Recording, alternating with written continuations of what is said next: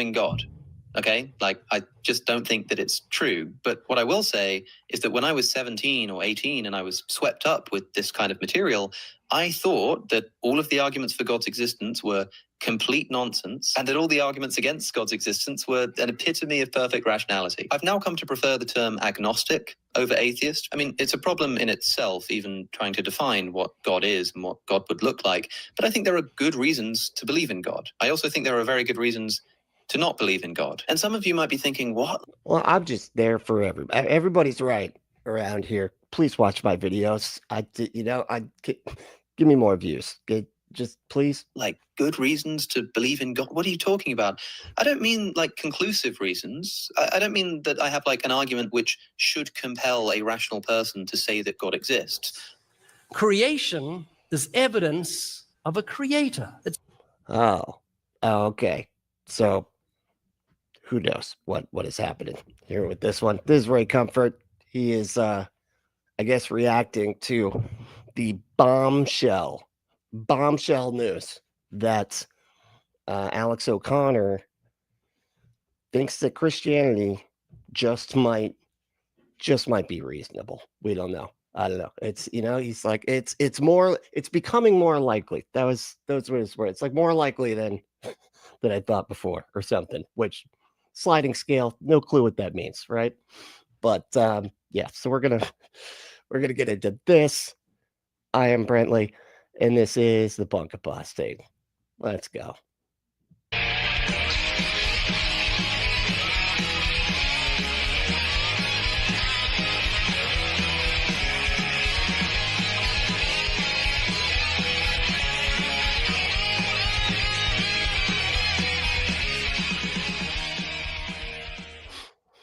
And yes, I am early. I apologize. I didn't realize I had a doctor's appointment today. And so I was like, and of course, my doctor's appointment was right at 4. I was like, no, maybe I can like make it work. No, it's at 4. It's like, shit.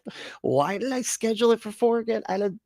It was 3 months ago, me. I'm like, what are you doing, man? And he was like, I wasn't even listening to the lady when she scheduled it. I'm going to be honest. I was looking at my phone and, sorry, my bad. Yeah, past me. You're a fucking idiot. Stop looking at your phone. Okay? Pay attention to the lady schedule and stuff. Anyway, so this is, like I said, Ray Comfort, he's one of our faves. I had gotten away from him for a little bit there, but he just keeps clawing his way back into my feed and into my heart. And so here we go. I'm going to start this one over. I don't know.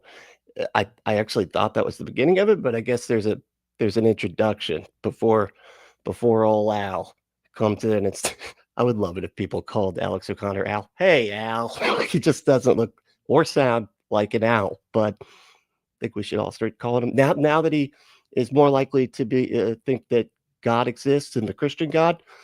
He's starting to become more of an owl, just sounding. There's nothing as dumb as atheism. I'm not being facetious. I mean it. I'm embarrassed to be a human being that has atheists among us. I still don't believe in God. That's funny to hear that come from their side. Like I'm embarrassed that people aren't convinced of the undead carpenter ghost that lives inside my heart that I pretend to cannibalize because a woman made of a rib was convinced by a talking snake to eat a magical fruit, and that's why God had to sacrifice himself to himself in order to convince himself to save the world from himself. People that don't think that. So crazy, I'm embarrassed. Like, why are we human? Like, how are we both humans? There's some, like, no, he's a, like, Cro-Magnon man or some stupid, for not thinking that stuff. Okay, like I just don't think that it's true. But what I will say is that when I was 17 or 18 and I was swept up with this kind of material, I thought that all of the arguments for God's existence were complete nonsense and that all the arguments against God's existence were an epitome of perfect rationality. I've now come to prefer the term agnostic over atheist. I mean, it's a problem in itself, even trying to define what God is and what God would look like. Oh, there we go. Okay, at least he got there a little bit, because I'm like, dude, when you're talking about the rationality of the belief in God, I feel like you have to at least bring up the fact that the concept of God is not ubiquitous, and that's sort of a problem. because we're always only asked if we believe in one. And we're just like, oh, do you believe in a God? Do you believe in a God? Or like a set of gods, right? But it's not, it's like these things are just all over the place. It's not like there's just one. And as long, I guess, as if an atheist believes in one, well, then it's, then they're no longer an atheist, right? Of course, because then they're atheists. But like, it just seems strange when we're just not believing in something. They act like the thing we're not believing in is all the same. And it's like, it absolutely does not work like that. Everybody has their own interpretation of what they think a God is. And it's completely different from everybody else, it seems. Even people within their same religion. There'll be two people sitting next to each other at a at a Baptist church and have two completely different ideas about what that God is, should be, looks like, how this, sounds like, feels like, whatever. Completely different. But, it's all the same thing, I guess. But I think there are good reasons to believe in God. I also think there are very good reasons to not believe in God. And some of you might be thinking, what, like good reasons to believe in God? What are you talking about? I don't mean conclusive reasons. I don't mean that I have like an argument which should compel a rational person to say that God exists. Creation. And what do you mean, man? Because I'm kind of confused here, Is evidence of a creator. It's scientifically impossible for nature to have made itself. And yeah, and I guess you could say that like rainbows are evidence of magic pots of gold that leprechauns are at, obviously. Okay, why do you think those rainbows are there? Because of the leprechauns who have the gold. Like, it's the rainbow is evidence of leprechauns. Okay, this is what the Bible says. Romans 1. This is what the book of Leprechauns says. For the invisible things of him from the creation of the world are clearly seen, being understood.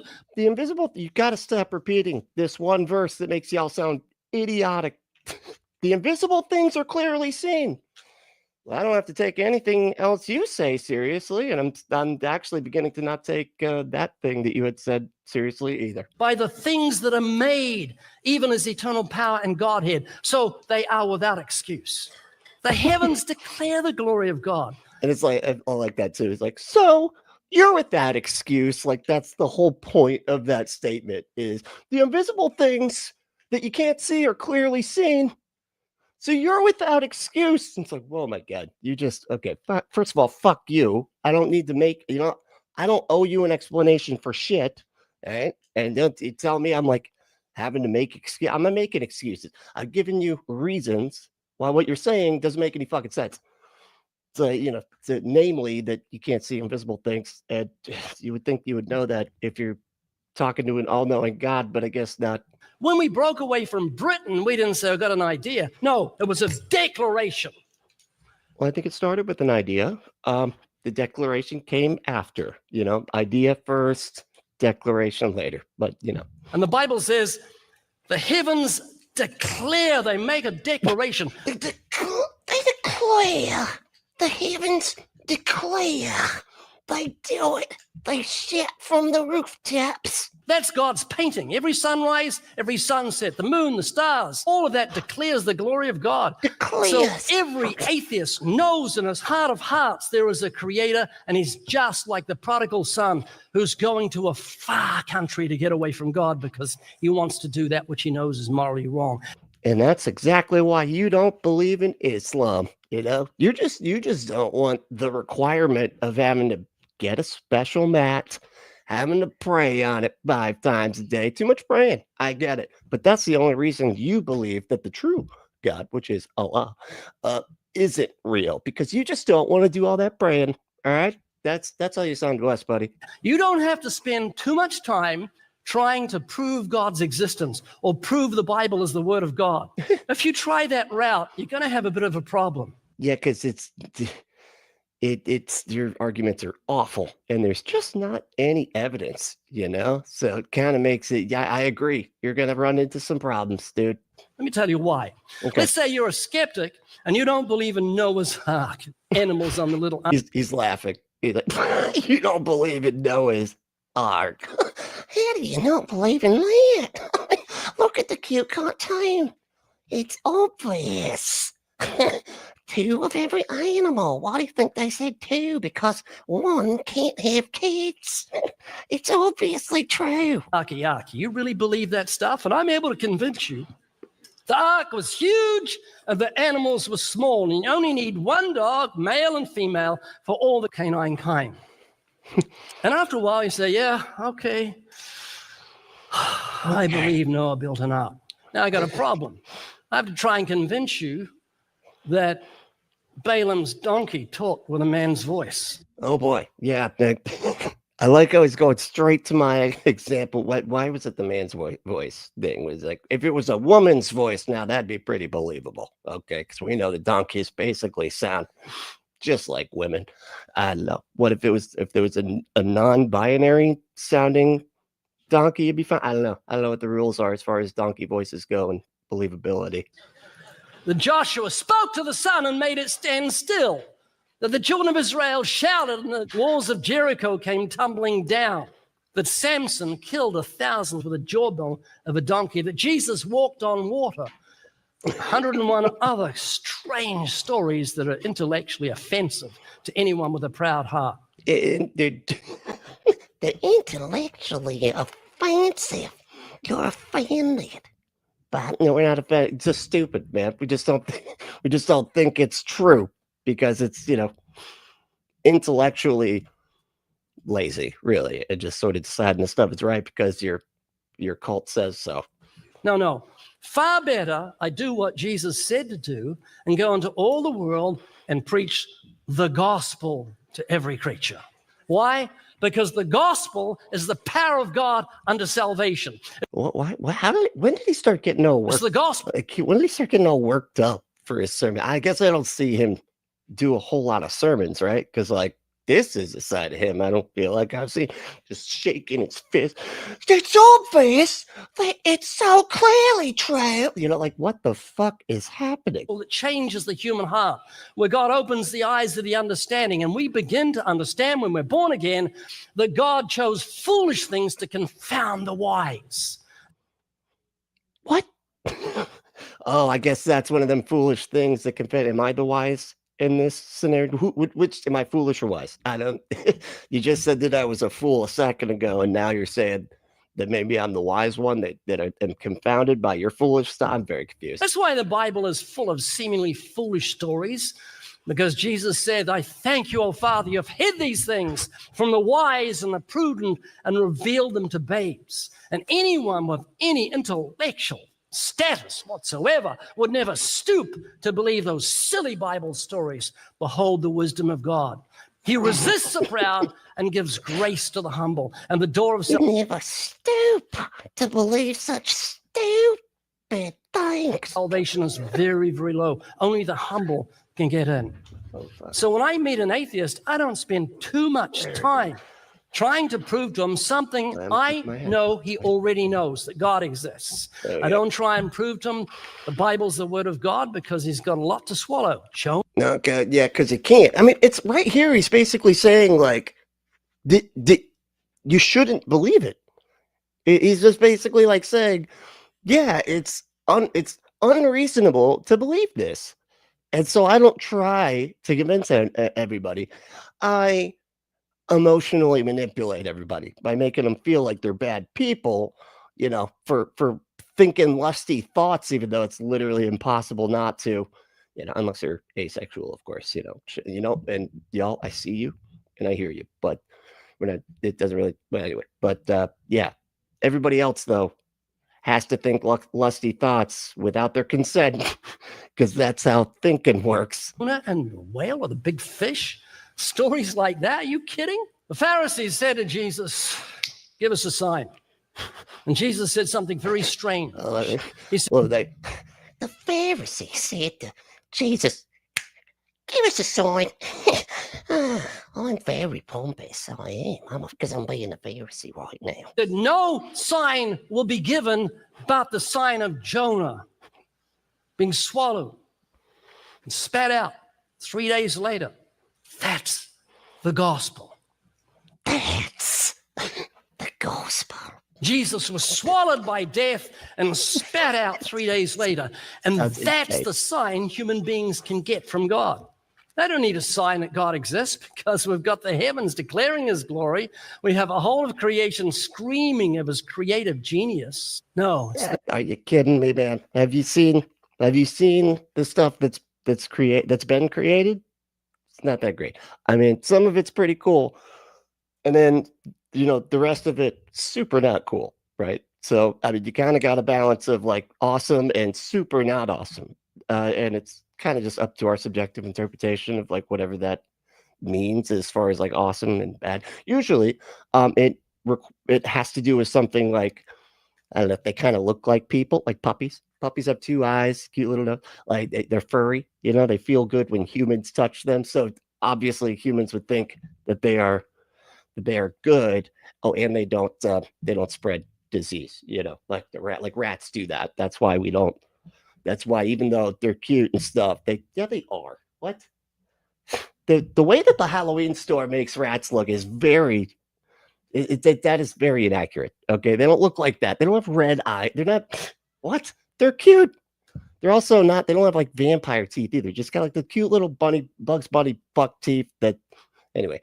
But that's why we tend to associate good things with, the things that we associate as good things. That doesn't mean that it had to be created by God, because there's just as many bad things, arguably more, seeing as how like the entire universe is basically inhospitable to our existence, except for like a small little spot on a blue speck or a pale blue dot, if you will, as it were, per se, which in which we still can't even inhabit the whole thing of this planet that was made just for us, because 3/4 of the planet is like filled, or 2/3 or something. Anyway, it's filled up with water, and you're like, oh, but we need water to drink. No, this salt water kills you, and it makes you go insane while it kills you, just to make fucking with super thirsty people that much more hilarious, right? It's like God's just playing fucking tricks on us or something. I don't know. Anyway, the gospel that opens the eyes of the understanding. It's the gospel that makes us brand new creatures on the inside. One day, I wanted to drink iniquity like water. The next day after my conversion, iniquity's no good. You should try Jaeger. If you really like that black licorice taste, just leave the iniquity behind. Absinthe or Jaeger, much better than iniquity. I hungered and thirsted for righteousness. God transformed me in an instant, so I didn't love the darkness anymore. God, he's like so emphatic today, dude. What happened? He drank like 3 monsters before he got on stage there. Jesus Christ. Any longer, I love one of his friends is like messing with them and replaced his sugar that usually goes in his coffee with cocaine. So it's just, and then he's just sitting back going, oh man, like he's having a blast up there. Old Ray, never thought I'd see him coked out, and even less so on stage, Anyway, good prank. The light. I loved righteousness. I loved the God that gave me life, when for 22 years I didn't give him 1 second serious thought. And so it's the gospel. It's the power of God to salvation. It's the gospel we've been commanded to preach. And it's the gospel that's so often forgotten about because we don't see the agenda of the book of Acts. I thank God the disciples didn't stay in the upper room. Carpet it out. Get an air conditioning, pipe music, a little notice at the front tonight, 7 o'clock, all welcome. No, Jesus said, go into all the world and preach the gospel to every creature. Don't. I was very confused. That was odd. Okay. So they always have to have some like silly little thing that makes their sermon stand out, I guess. So they should carpet the upper room. But are you saying people shouldn't have churches? Because people have churches, right? And so that would be the carpeted area where people do go kneel at church, right? Don't stay within the church. Go into the world, because the world's not going to come to the church. They love the darkness. Then what do we have churches for? What the fuck? Hate the light. Neither will they come to the light lest their deeds be exposed. I say, you walk past a wooden house. It's 2 stories. And in the second story, there's a guy that's a night shift worker, and you know he's asleep. He does every afternoon, but you look down, the basement's on fire. You know he's going to be burned to death in 5 minutes. So what do you... Burned to death. They're like the worst kind of band. The to death kind. You do? You throw a stone at his window. He comes to the window, he says, what are you doing? He says, your house is on fire. He says, just shut up, I'm tired. I'm going. Go fuck yourself trying to save me from my house. My house is fine, okay? It's that's just an ambiance, okay, that I set up. All right? Jeez, it's just an elaborate candle. Get over it. Back to bed. If you keep this up, I'm calling the police. And he slams the window shut. I said, what are you going to do? This is a test of your Oh, it's just in the window. Yeah, okay. character. What are you going to do? You don't think he could notice from the window? You don't think he'd be like smelling stuff by then or anything?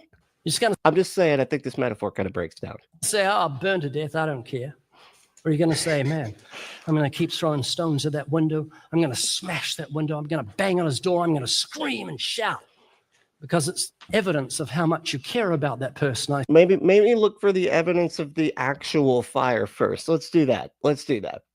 Okay, because you're talking about evidence as if you understand what the fuck that is. Specifically, how you were just saying how it's so unreasonable to believe in God because of not only the lack of evidence, but the evidence that the claims in the Bible are not true. Because you're saying you just listed off and then said how unbelievable all of the claims are in the Bible.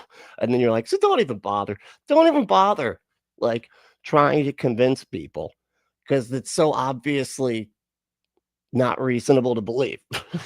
Jesus. And then you're talking about evidence and stuff. Like, provide evidence that your claims are true before you start pulling people out of burning buildings. Because basically what you're saying is that you're just going up to some rando's house and claiming their house is on fire without any evidence that is actually true, breaking his window, trying to drag him out.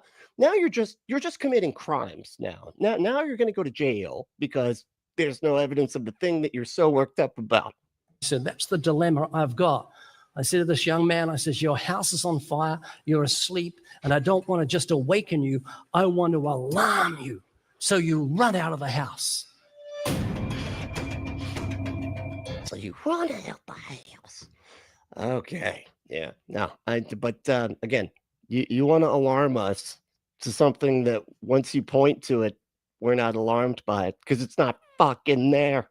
There's nothing there, man. Jesus. My God. Oh, Ray. God, Ray is funny, right? I don't know. I saw that one come up and it was, look, the name, and I don't know if I introduced it, but said the main reason Ray Comfort, just say me. Don't do this wrestling fucking third person shit, you weirdo, is embarrassed to be human. The main reason Ray Comfort, I mean, are you sure you're not just embarrassed to be Ray Comfort? Because of the Banana Man situation, which was quite embarrassing. It really was. It just, even I cringe at that one for you. But anyway, how's everything look? How's everybody doing? Does everything look okay? I had trouble with this the last time that I tried to do this dual shit, but seems like it might be working now but I haven't really looked through a bunch of the comments, so maybe it's not working. I don't know. Let's see who got here first. What's up? Doing all right? Let's see. Drusilla, hell yeah. Probably one of my favorite listener, just say, or viewer, I don't know, listen and she does both, but what's up, Drusilla? How you doing? So I've been there since the beginning, always showing support. Love it. I said, did Kevin fuck up something? Yes, it was Kevin. God damn it. That's, made me late and everything. Look at the trees a second. What's going on? Oh, yeah. What up, gang? What up with you? Doing pretty good. Then we got Kelly. How we doing, Kelly? Detroit Atheist Queen, also known as Kelly, with an IE at the end, not a Y. Not a Y like that weirdo guy with the hippie, on the AC. I'm just kidding. He's fine. I actually like him a lot, but different spelling though. Is my point. Then we got Gretchen. What's up, Gretchen? Said need to put an anti-theist on your book. Well, I mean, okay, but I mean, doesn't that count as a subset of atheists? So you're saying that you would be a anti-theist instead of being an atheist? I thought you'd be like an anti-theist atheist. Like that's an adjective that describes somebody who is atheist. I mean, maybe I'm wrong, but that's what I would think. But yeah, I mean, I guess you could be an anti-theist atheist, which I guess I feel like atheism makes more and more sense as far as my particular position every time I think about it. So that's probably where I would go. But yeah, which is just, if anybody's not familiar, it's just that the entire question is meaningless because the like I was saying at the beginning, the definition of God is so unambiguous that it's kind of just like, what the hell is anybody even talking about? That's what makes like Ray Comfort's claims that much fucking weirder when he's just like, you just don't want to believe or whatever. And it's like, I don't even know what you think a God is for me to not believe in it, dude. And yet you're like, no, you know what it is so well that you don't like it. And that's why you don't want to believe. I'm like, who the fuck are you? I don't even know what? I mean, I know now what Ray Comfort's beliefs are, but like most people don't, that he's going up and telling that they just don't want to believe his beliefs.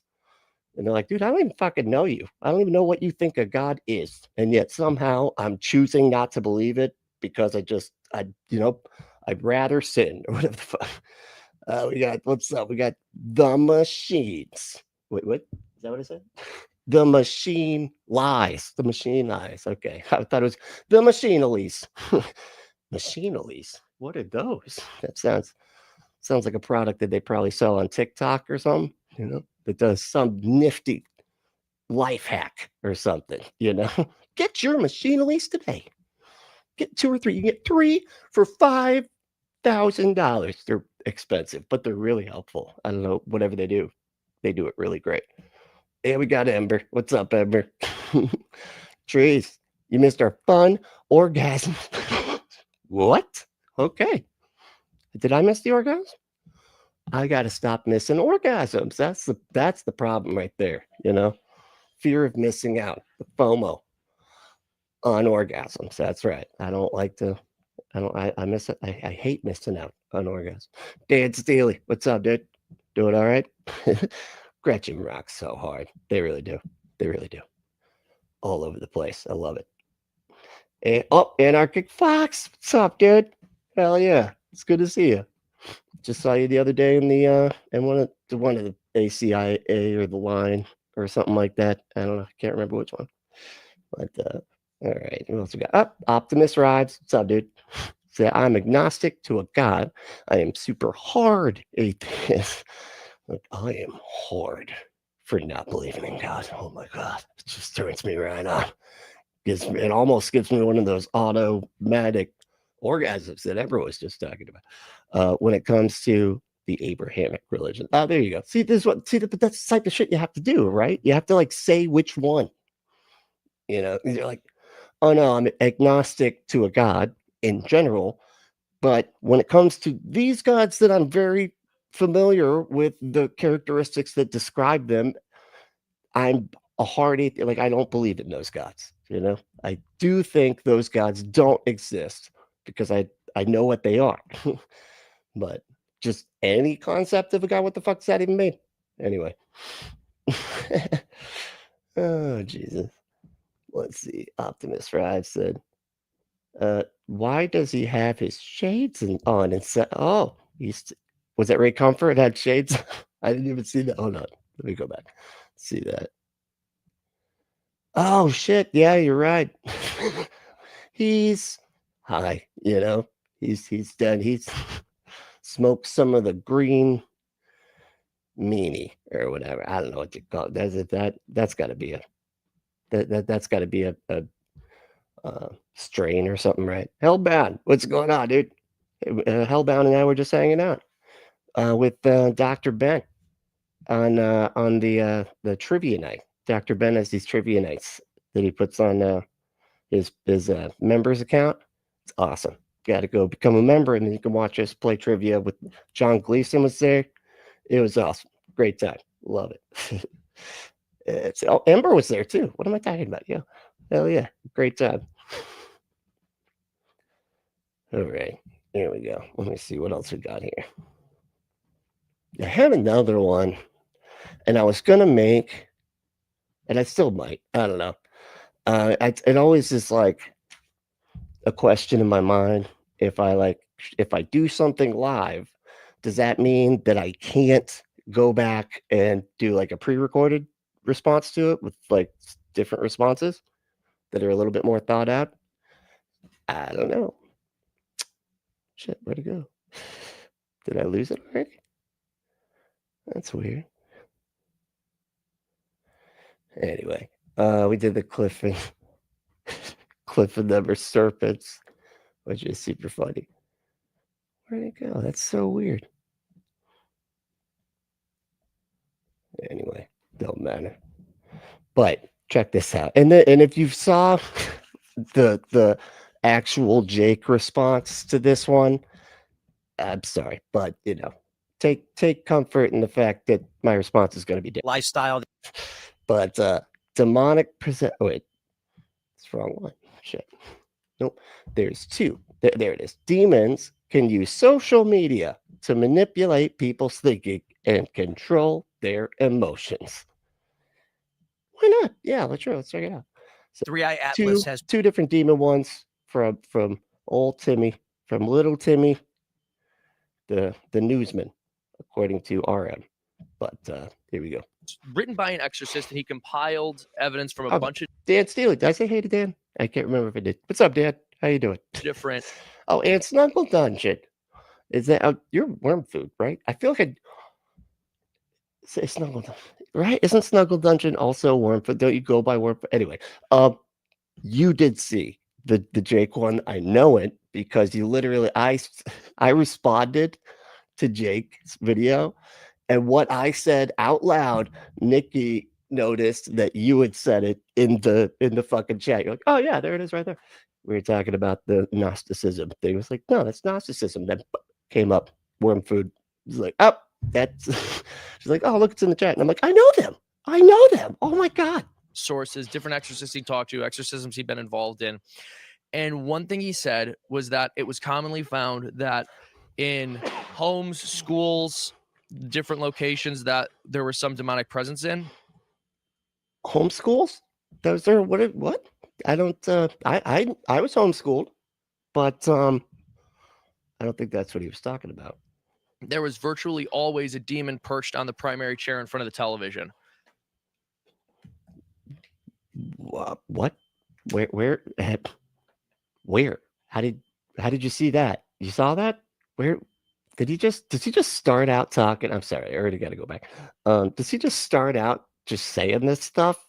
I was reading something, and this was written. Oh, he was reading something. Oh, okay. So that's good.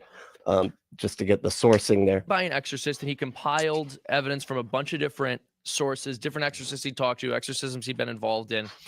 And one thing he said was that it was commonly found that in homes, schools, different locations that there was some demonic presence in, there was virtually always a demon perched on the primary chair in front of the television. Okay. So based on, I guess, this person who we don't know who the hell they are, but they also compiled a bunch of evidence.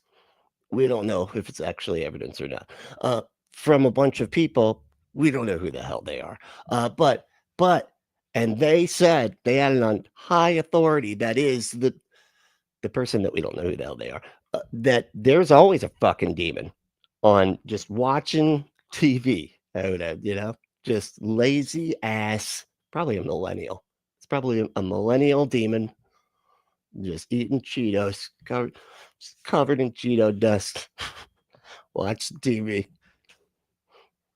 Now, this was this exorcist's experience, but I'm curious to hear your thoughts on mass media, television, the internet, and the relationship between that and the demonic, the way the demons can use it. I mean, that might have been his experience. I don't know if I would necessarily I would go that far myself to say. And this guy is Father Turtle. I don't know. I'm getting turtle from him. He looks like he's Mitch McConnell and the turtley. I'm not turtley enough to get in the Turtle Club character that Dana Carvey played in Masters of Disguise. They got together, had a kid, pop that dude out. Say that I'm not saying that he's. I'm not, and to be clear, I'm not Yeah. saying he said it 100% of the time, but that it was a Yeah. very common thing, that there was some relationship Yeah. between the demon and the television. Well, the fact of the matter is that what demons ultimately want to do is to control our patterns of thinking, because from there our choices are going to flow. So they want to do that. And so that means that they are going to do everything they can to be in control of the various means of media. This is what, so two observations about that. That's why you tend to see the media. Hold on a second. Are they saying that Christian nationalists are demons? Because I feel like they're just describing Christian nationalists, but they act like they're describing demons, which aren't real, but Christian nationalists are. Media, you know, at a certain point, you're just like, I got to turn these people off because it's constantly lying to me. Yep. You know, it's Yeah, just, again, with the Christian nationalists, they're just talking about the right-wing conservative Christian nationalist agenda. I think they have something to do with some like mountains or something, and they got to climb one of the 7 mountains to get to the top of the mother mountain. I don't know. It's a whole. It's like a Pilgrim's Progress thing or something about climbing mountains. I'm not really sure. so, and you'll see that. And so there's this constant manipulation, constant social engineering they're trying to do, constantly trying to manipulate people. And that's Religion, the religious right. You just keep on describing the religious right. It's kind of amazing. And they also use stuff like bigotry, racism, conspiracy thought, fear of power, all that type of shit. Just fear in general, right? Fear, anger, you name it. They use all that stuff to get power. I think is diabolic in the broad sense, because that's the way demons want to control that. And I think the demons actually control a lot of the people that are involved in those, not through possession necessarily, but through various other means. It's not the possession, but tangentially, they control them, sort of. This is also why, too, which you might have experienced yourself, anytime you're on the side of the good, the demons are going to be messing with your work ability, even in the context of the media. So, or they'll block it. So that's, just, hey, everybody out there, are you not able to get stuff done because you think it's ADHD, but it just turns out that you're good and demons distracting you constant. Or something that you think, this is something that should really get out there, and all of a sudden there's nobody watching it, etc. So that all being said, they want to control the sources of information, just like communists want to control the sources of information, etc. Because from that, well, communists, how did we, sidestep over to communist shit somehow, which is amazing, given that, like, was it the communist that has the Department of War that said that they will only allow media in the room or whatever as long as they can check out every single report and then approve it. And everybody's like, fuck off, we're out of here, dude. Fuck you. And that's an extremely capitalist Department of War guy, what the fuck is he called? I'm like, I want to call him a general. He's not a general, though. That's not his thing. He's just the secretary, which is just kind of funny that he's called a secretary. The secretary of the Department of War, right? Isn't that what he's called? they can control you. Well, I just want to mention, He just does officey types of things. He does officey things. I got to do a shameless plug, but this is part of why I'm an animator, I'm a cartoonist. And for those in the audience who don't know, we've made over 600 animated videos. We have over. I love how this guy's like, all right, look, I can't help it. I'm going to have to. This is not my fault. This is not my fault. I didn't decide to do this. This has been thrust upon me by the requirements of the conversation. Shameless plug. Check it out. Cartoonist. They're amazing. I'm really good. You got to everybody go watch my cartoons. And over 1 million subscribers and 290 million views with zero spent on marketing. And we've decided to move past these shorts and create. Dan said he works for PragerU. Is that true? This guy, this boss dude, or not the boss dude. He's just sitting in the boss in chair. Do they choose their chairs, or is it assigned seating? I don't know. Full-length animated show to try to communicate good conservative values. What do you mean the brand of the chair? What are you talking about? Why would boss be? Never mind. You know what? Who would name a chair the butt? Shut up. Okay, stop the brand of the chair. Shut the fuck. Not through these ham-fisted monologues, like unfortunately. Kevin doesn't know what he's talking about. A lot of campy conservative content has tried to do, but through good story and jokes. So if you guys want to help us in that, we've got a week left to get fully funded. We're in a really good place, but we're not going to get to the finish line without your help. So go over to twistedplots.com and help us fund this animated anthology series, which tackles a new issue in every single episode and does it in a very entertaining, compelling way that spreads a positive message. I want to talk. There's a couple big stories right now with 3i Atlas as well as AI. 3i Atlas has people believing that maybe an alien vessel is headed our way. You know, unless you're like Tucker Carlson, it's a demon vessel. Like, you know, that's clearly what it is, right? You know, and even the people in government have told Tucker Carlson that the stuff that are interdimensional beings are demonic beings. Demons, in other words. AI, of course, some people think is literally just demonic. Before we get into those, which are going to be bigger subjects, I want to get more granular. And with all of this high-level conversation about motivations of demons and stuff, it's interesting. But can you tell us just a specific story of maybe the most either shocking? So I wonder if he means actual. Anarchic Fox said this. I wonder if he means actual communists. Or if he's using the anti-Semitic dog whistle. Is that really just like an anti-Semitic?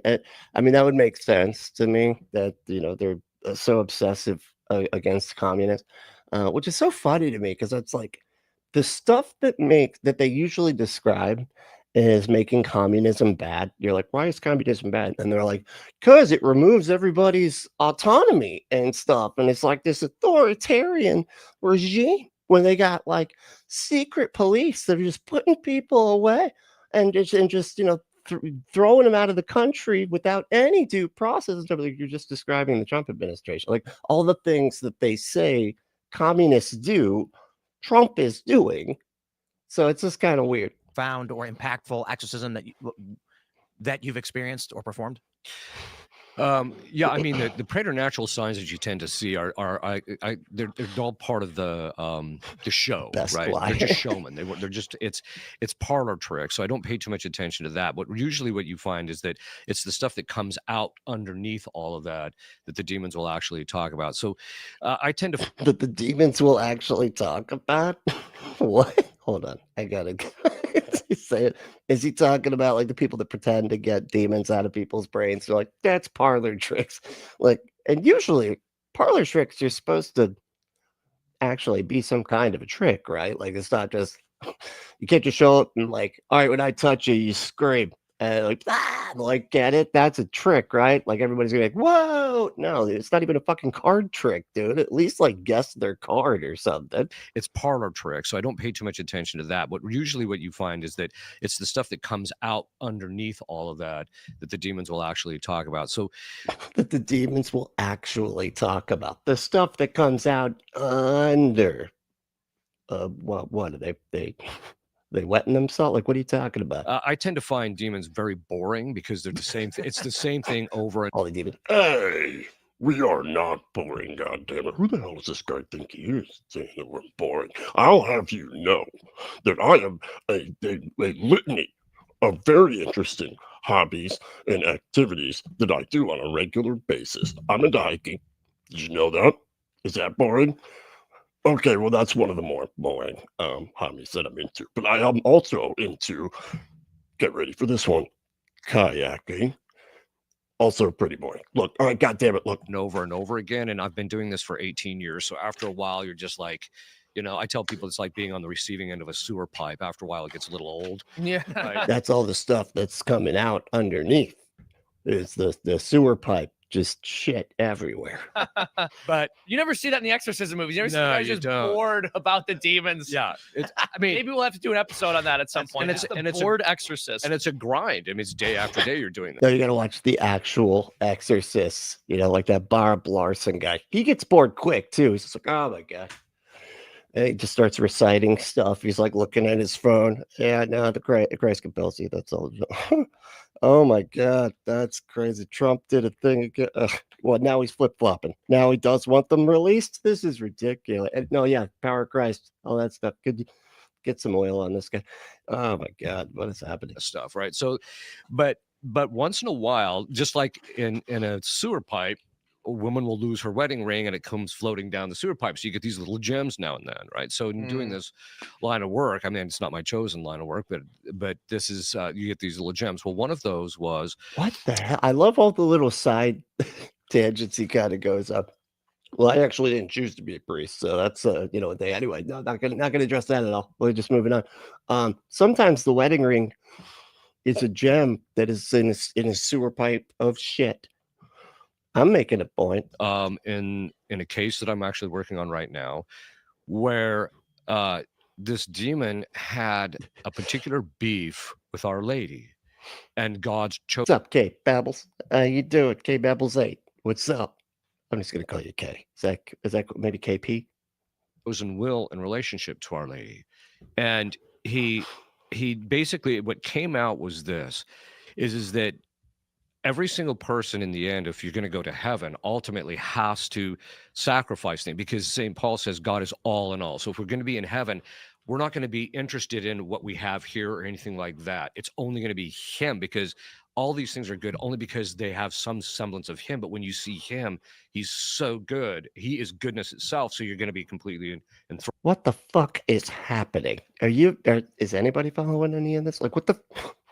Hold on. I feel like I got to hear it again, because and I'm sorry. We're going to hear the nothing twice. So that'll be 0 + 0 = what? That's hopefully 1 this time. With that. So that means that on a certain level, there has to be, at a certain stage in a person's either life or before they see him, there has to be a willingness to put aside all other things. There has to be a willingness to put aside all other things. Okay. And to see him. Now, in parlance, we just call that sacrifice. You have to be willing to sacrifice these lesser things in order to gain this greater good. And we do this all the time in relationship to, in order to put this podcast out, there's all sorts of lesser goods you have to put aside in order to achieve this greater good, right? So this is something that we do all the time. Well, the demons, that they wanted some perfection, this lesser good, but they had to be willing to let loose of that in order to attain this greater good. Now, as I mentioned before, they only had one choice, and then I thought demons didn't want to be good. It sounds like you're putting some motivation on these things that is kind of the opposite of what I thought their motivations were supposed to be, according to your beliefs. After that, they're locked in. Well, but they got to make sacrifices. The demons, they got to make sacrifices. So just to get to the greater good. Beef with Our Lady was, he said that she sacrificed herself her entire life over and over and over again and never once counted the personal cost. And he said, that's why I rejected God's plan, because I only got to sacrifice once. And I knew it did not matter how hard I sacrificed in that one thing. Got to sacrifice extra hard. What the fuck is any of this, dude? Like, what do you even, none of this actually means anything. Like, I don't understand how anybody could be taking anything away from anything he's saying right now. I would never attain what she did through the virtue. Who's Our Lady, dude? Like, what is Mary? Okay, I'm sorry. I don't understand. That she would attain through that perpetual sacrificing. And so I often tell people the most beautiful thing. So that was one of the things that I started to reflect on. And then later in the process, I was saying Mass, and anytime he would manifest during Mass, because the women would attend the Mass and receive communion before we'd actually start the sessions. Oh no, he's talking about a specific woman, not Mary, different one. Anytime he would manifest before Mass was finished, I realized, okay, God's told him he's got to tell me something, because this is these patterns, because they're very consistent. Even though we tend to think they kind of maraud and act randomly, no, they're very consistent in the way their behavior. So after the Mass, I started the session and I said, he told you have to tell me something, didn't he? He was so angry, because by this time he's manifested, which means he's morphed. And this woman's like, he's morphing out, dude. He's just turning in. This face is giant, teeth are huge. Like, he's got the the Jeepers Creepers wings just coming out of his jacket. Like a man at this stage. He was so angry he wouldn't even look at me. So I said, "Shut up." You shut up. Shut up, man. You shut up. Telling me to shut up. Are not permitted to talk. Now, there's two reasons I did that. One is I want to. Why'd you ask him a question? Dude, I love that. He like asked him, he's like, God told you to tell me something, right? Shut your face. No, don't fucking answer that. I know I asked a question, but now I'm making a statement, and that is shut the fuck up. Maximize his pain. He's one of these.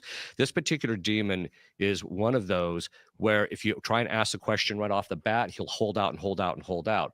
Whereas if you beat him brutally for a while, it softens him up, and then as soon as you're allow him to talk, then he'll talk. And when you say beat him brutally, just for the audience, what does that mean? That means you're saying prayers and making him reflect on certain things, and etc. The only reason I wanted to flag it is because some number of people who have seen too many movies are going to go, "This priest is beating people when they say they're possessed." No, I wanted to take that ammunition from them. No, that's true. Yeah, no, it's a series of prayers and certain things that you do, reflections that you make him drag him through, and which is painful for him because it's contrary to his will.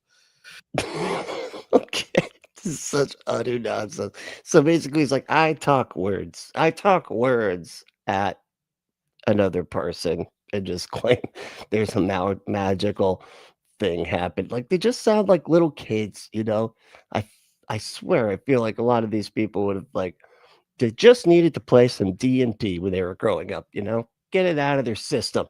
Just get to make up shit, have fun doing it. You get to play with the laser eyes all you want. You don't have to pretend that it's real when you're like clearly older than most people that do that sort of thing. Well, so 45 minutes later, after I've made this guy's life miserable, I said, "You have something to tell me?" And he just looks at me and he said, "He told me I had to tell you my nature." I said, "Let's hear it." And he said, I had to tell you my nature. He's like, "Let's hear it." All right. So it turns out my nature is as follows. I convinced people that they cannot be separated from the particular good. Now, when he said that, look at his face. Well, that's a cryptic thing to say. No, I'm gonna get it. I'm gonna get there. I'm gonna figure it out. Oh yeah, I can do this. This is a puzzle. This is a puzzler right here. I stepped back and I said, "That's a whopper," because he knew I knew exactly what that meant. What does that mean? In every sacrifice, you wanna break that down? Because you have to turn away from a particular or a lesser good in order to achieve a greater good. And what he does is he spends all his time convincing people, no, you can't let loose of that lesser good. Wow. You have to hold on to that. And wow. Wow, this is huge. This is huge, man. This is a major breakthrough right there. That's just, man, how did you figure this out? the result, they don't pursue the greater things in life. Wow. And so, and he said, and then after that, this was very interesting. After that, he said, "That's how I took out your country. That's how I took out Adam and Eve. That's how I'm taking out your church." Oh, it's the devil then. You're talking to the devil, the main one. And the way that the devil, he's telling you, first of all, the father of lies, is honestly telling you his method or whatever, which is getting people to not leave the good because you got to sacrifice the good to get to the greater good. And so Satan is just like, no, keep with the good. Don't ever sacrifice that. And that's his big, brilliant master plan. That's how I keep people in spiritual mediocrity. And he just goes down this list. And I'm like, there it is. There it is. Wow. Yeah. So that's one of those gems that floats by. And so it's helped me because then I realized, because as an exorcist, a comfortable life would be a lot better thing than I'm dealing with now. Yeah, of course. But I realized, not being on like a show with like millions of subscribers or anything, probably getting paid a shitload for this or anything, you know. No, you should have had a light. You should have worked in a factory or something, just boxing up auto parts or something. That's a lesser good. Well, and speaking of that, you mentioned that this isn't your chosen line of work. My understanding is that you don't choose to be an exorcist. You're essentially made one. So can you talk a little bit? Yeah, exactly. It's an anarchic box. So this guy went to the Peterson Academy online exorcism course. Is that something that he actually offers? Because that would make a lot of sense. I would actually, and it would almost be worth it to like pay for that specific course and then live stream it. I think that could be really funny. A little bit about that. I hear he's not doing well. Has anybody else heard this? I hear he's like sick or something, or he's like beyond sick, like he's like really sick or something. Yeah, have you all heard this? That Peterson is like not doing great. Yeah, so usually basically what happens is that when cases arise, they come to the knowledge of the chancery, which is run by the bishop, and then he chooses a priest to undergo formation in order to become an exorcist, and then he becomes the exorcist for the diocese. So it's not like there's a bunch of guys going out there going, I'm going to be an exorcist and this is going to be my job. Part of the reason it's important to point that out too is because I almost wouldn't trust someone who wanted to become an exorcist, who wanted that to be their career path. And so it's really important that the church just kind of picks people and says, you're the guy who has to do this. Is there a that is really funny. I don't want somebody that wants to be an exorcist. You know why? Because they'd be a faker. That's what it is. They'd be out there doing those parlor tricks and just pretending to take out the mythological undetectable monsters out of people's brains. Is there a possibility of like a reverse exorcist? Like someone who a reverse? Why did you say reverse? The emphasis on the word reverse was weird. Hold on, let's hear that again. Church just kind of picks people and says, you're the guy who has to do this. Is there? Sounds like you're talking about doing the same verse again, you know, in like a song. And here now it's coming to reverse. Is there a possibility of like a reverse exorcist? Like someone who, let's just say, hates the church and wants the demons and wants the destruction, and then seeks to get people possessed? That'd be a witch, or a whorelock. You know, that's what. Oh, it's not pronounced that way. Well, oh, those are different. I'm sorry, those are different. Those are what I have good times with. You know, with the whips and handcuffs and chains and stuff. Anyway, but the whorelock, they lock you up and then do things anyway. But no, yeah, that's just be a witch or a warlock, right? Oh yeah, that's all the time. It's when people curse other people. So anyone could do it. Anyone can do it. Anybody can do the demon thing. Yeah, of course it is. This is, in fact, this is one of the reasons why. Don't do it. Yeah, this is actually one of the reasons. You take this demon, take it. Well, cursing or doing, well, the technical word is malefice, which comes from Latin words malus facere, which is to do evil against people. And there's various. What was it? Malus flatulence? What? The malleable flatulence? I didn't. What? Hold on. Yeah.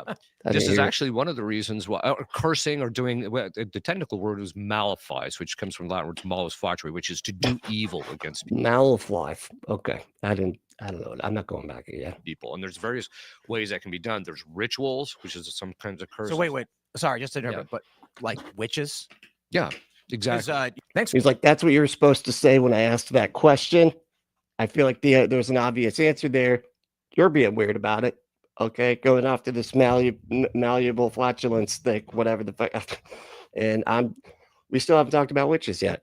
And I feel like it was a pretty clear segue to witches, you know, which I would like to talk about next, please. If you're watching this clip from the Culture War podcast, we're live every Friday, 10 a.m. to noon. So subscribe and come hang out. All right, we'll do. But only when you're talking about demons and demon possession, okay? That's all. Lifestyle, they were doing drugs. Okay? And they took it upon themselves to read this passage where they would give themselves to Jesus Christ. So they have like a drawing. They have like a drawing of Charlie Kirk back there, but it's blurry. You know, you can't even see it. And it's, yeah, but it's not even really framed. It looks like it's just drawn on some kind of dry erase board or something, you know. That's what it anyway. And they did, and it resulted in them having a anxiety attack, shaking violently, and they thought, and this guy, he said he was going to die. He thought he was going to die, and his girlfriend was worried about him, and he was like falling on the ground and shaking. And I'm like, well, that sounds real crazy, but I'm like, I wonder if it does look like a police sketch of Kirk, doesn't it? Right? It's weird. It's just an odd choice. Like it's actually just a bunch of odd choices, all just wrapped up into one whiteboard. This one dry erase whiteboard. he was possessed, you know. I do think there I didn't hear any. I was too focused on the whiteboard there. is like falling on the ground and shaking. And I'm like, well, that sounds real crazy. But I'm like, I wonder if he was possessed, you know. I do think there are evil forces out there. Me, myself, I am not a Christian, but what's he talking there are about? many questions that I So he said, because I thought he had said something about like doing drugs and stuff. I wonder if he's like referring to that one thing that happened, of course, here in Florida, back when there was this stuff called spice that was everywhere, or they called them baths. They had these things called bath salts as well. Not that kind. Those are the, there's a drug that's called bath salts, and then there's actual bath salts, which is just, something that kind of feels good when you've just had a rough day and you just want to smell some eucalyptus, right? And relax. But no, there's a drug. Anyway, this person did, I think, both the spice and the salts, right? And they started eating people's faces, literally. They actually, like, the police showed up, saw this person eating somebody else's face, and they had to pull him off of this other person. Cops like all vomited and stuff. Like, they're like utterly disgusting. But yeah, it was a big story at the time. And I remember thinking, this is it. It's the zombie. Who would have thought that the zombie apocalypse would be a bunch of homeless people doing drugs? Like, be like just a bunch of poor people that don't have access to real drugs, so they have to misuse things that are sold in department stores, and now they're zombies. It's like, where's that movie at? do have, and a lot of people have brought this up. I think there are forces beyond our recognition, beyond our understanding, and I think it's fair to assume. I mean, humans didn't even know that radio waves existed until what, like the 1800s? Still radios. Yeah. I'm sorry. Never mind. So there are forces that exist beyond our perception. That's a fact. In fact, when it comes to the Large Hadron Collider and all the research they're doing in quantum physics, we can't perceive any of this stuff, but we know it exists, right? Could there be something beyond? We can't perceive what. Okay. I think I see what he's saying. You can't like perceive it with your naked eye or whatever, but we know these quantum physics things exist. Got it. I think for most people, the faith answer is duh, obviously. For a lot of the secular people, I don't think you can deny it. The science says there is something else. The question is, what is it? Anarchic Fox said, my bet is the zombie apocalypse will start in Florida. And I think it's a safe bet, It is, yeah. And it's going to suck for those of us in Florida, especially if it starts at North Florida, because we got nowhere to go. We're just big. We got to... Oh man, there's water on 3 fucking sides of this thing. Oh my god! And I'm basically on a peninsula.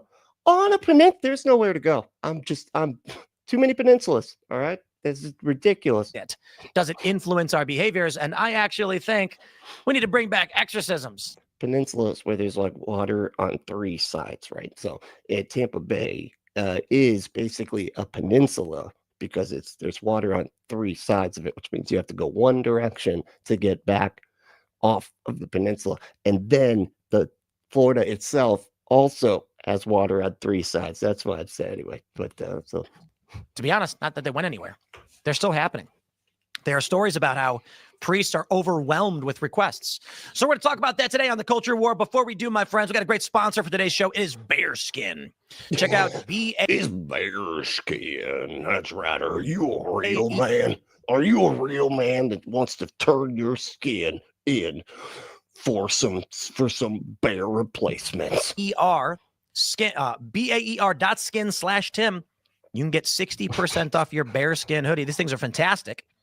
Smart people are locking in their... God, he sounds so sarcastic. These things are fantastic. They actually believe I like this stuff. Obviously hate it. Anyway. Winter gear right now. The temperature's starting to go down.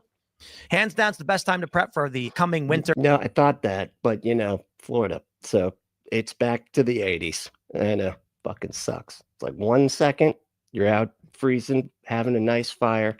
Literally the next day, hot as fuck out. It's absurd. It's ridiculous. For months, Bearskin is running a 60% off deal right now, but only if you get your hoodie early.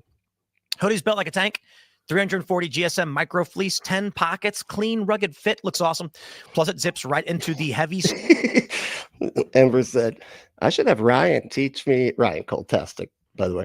I should have Ryan teach me how to make up on a beard, then wear my winter beanie on a show. Maybe I'll steal some of Tim's viewers. I think that is like the only reason they watch that show. They're like, boy, I love the beanie. Oh, the beanie's back today. Oh, I get to watch that beanie just bouncing up and down.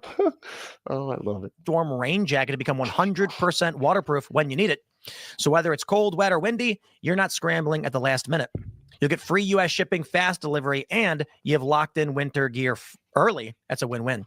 Do yourself a favor and text Tim to 36912. Okay. Shout out to Bearskin. These things really. These things onto the still show. going. We've got Okay. Sorry. couple of great guests hanging out. Sir, would you like to introduce yourself first? Sure. So, Father Aaron Williams, I'm a priest, a Wait, Roman how long Catholic is this priest at shit? the Diocese of Jackson, Mississippi. I serve as the rector of St. Mary Basilica and Cathedral Catholic School in Okay, Natchez. This is 2 hours. I think What the fuck? I didn't realize that I clicked on the actual thing. But all right, we'll go for a little bit. We'll go through the introductions and then maybe we'll skip ahead to some of the really juicy demon exercising stories. part of why I'm competent to speak about this. I recently served as a consultant for a movie on exorcisms called The Ritual, starring Al Pacino, and then my academic background is I'm working on a PhD in liturgy, so in Catholic ritual. So I'm competent to speak about how the church acts in these moments. But I appreciate the invitation to be with you today. Absolutely. It's funny. This movie is It's so weird when they're just like saying they're competent about this stuff. What is this like? Yeah, I'm competent about unicorns. I was, I was head consultant on this movie called Death of a Unicorn, starring Paul Rudd. He's a Marvel character. Ant-Man. You ever heard of that? Yeah, thought so. Anyway, I was a consultant on the unicorn movie. And so you're going to say I'm a bit competent when it comes to unicorns, out already. It did. It came out at the end of May. It's on wow. Amazon Prime now. The Ritual. Interesting. Ooh, horror film. I want to watch that one. We got another gentleman hanging out with us. Yeah. Hi. He's like, cool, a horror film. That is awesome, man. I love those. Anyway, can you just pipe down? All right, we got another person here that we're talking to. Somebody that just broke out of prison, apparently. Hi, my name is Shane Smith. I'm a comedian by trade, but I also am a former leftist podcaster and all-around degenerate Satanist who ended up converting to Catholicism. And so now I spend a lot of my time. So you went from Satanism to Satanism. Big surprise, I mean, from Satanist to Catholic, what is even the difference, really, doing comedy, but also spreading the gospel in any way, shape, or form I can. So I am uniquely qualified. Like, I have a PhD in outright lies. So respect my competence, okay? To be here because I have also experienced many dark and nefarious things and also the light. So pretty good, Con. Right. And also the light stuff too. I did, I've been on both sides of the force. Okay. I've been a Sith, and then now I'm enjoying my life as a Jedi. Don, we also have Tate hanging out. What's up, guys? Tate Brown here. I'm inquisitive Protestant, so I'm excited to get an expert on the situation. We were hoping to get Ian here. Just does not fit. It doesn't fit. You got like the full on Catholic priest dude, with the neck. What are those called? The neck buckle. I don't even know what I know it's not a buckle, but it feels like a buckle of some sort. But the father neck thing. Anyway, and then you got somebody who claims to be a comedian by trade, but is an ex-Satanist, like they always are, who is now just a regular Catholic. I'm not really sure, but he's had involved, he understands things because he used to be a Satanist. Anyway, it just seems like, and then that nerdy guy. Anyway, I'm just a Protestant. That's all. Anyway, I'm very inquisitive. But he is unfortunately sick, and only because he'd be like freaking out and saying crazy things at the same time. But I guess we'll start with the first question.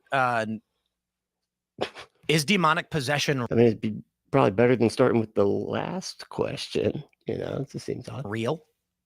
Yeah, I mean, Is possession real? Is that really what you just asked to this exorcist and Catholic and inquisitive Protestant?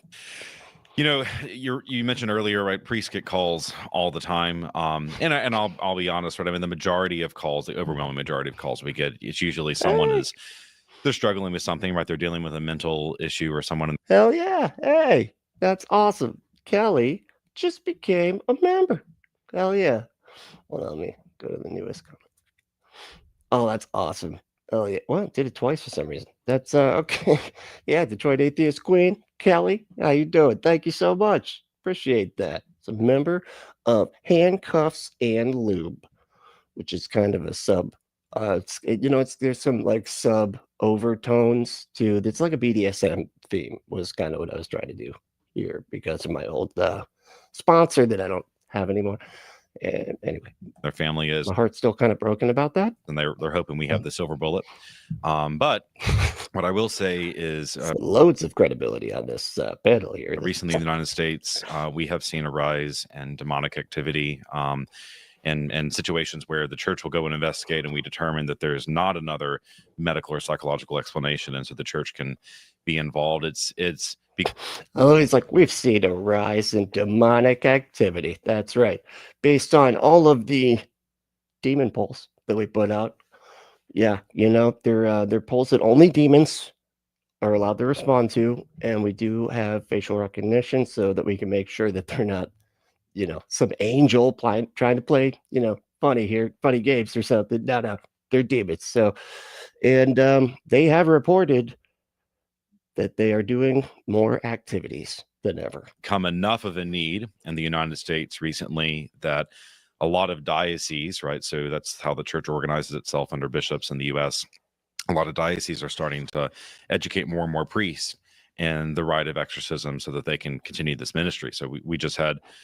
Oh, hey, Kelly, do you want to put your show in the chat? I don't know if the links will work, but unless one of the mods wants to put Detroit Atheist Queen or Kelly's channel into the chat there, and then people can check out her channel. 2 priests in my diocese underwent training in Chicago for that. And just this last year, my bishop actually brought a group of exorcists in to speak to all the priests in our area, just to educate us so that we can recognize what is happening. What are you seeing? What is happening?